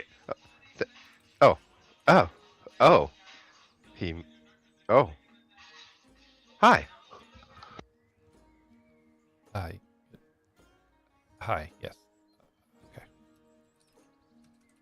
Okay. Some little bit of time goes by, and Digby, you clock Elion kind of shuffling down the stairs and heading to the exit. And the three at the table, you see Elion kind of as he comes out the door, kind of looking around, taking it all in, kind of sees you, does a head nod, and comes and kind of quietly sits down beside you. Digby, you want to do anything while you're munching your food down? Pretty much finished it? And yeah, once I'm done, I will head out. I will give a subtle nod to the group and make my way to whatever gate is toward the ruins, I guess. Okay, so I guess if you're going northwest, the west gate, the west exit would be your place to go. Yeah. Yeah, so as Digby starts heading off, you guys follow suit? Yeah, Jak will start trailing him. They'll probably Yep. stay 20-ish feet behind him. Okay. Yeah, so the group kind of start to move. Elion kind of waits for a few seconds till everybody starts to move, and then he starts to kind of get up and shuffle behind at the back. Digby kind of sneakily leading the way towards the west exit. You can see the guards still stationed there. Look to be busy enough, just talking to each other, not really engaging, kind of nod towards Digby as he approaches, leading you out towards the temple to the northwest. And we will see what happens next week. Wrap it up there. Thanks for watching, everybody. Appreciate y'all. Good session. Lots of shopping to be done. Yeah. Yeah, so guys, next week, 8 p.m. EST, Tuesdays. See you then. Thanks for watching. Take it easy. Bye. Bye. Oh.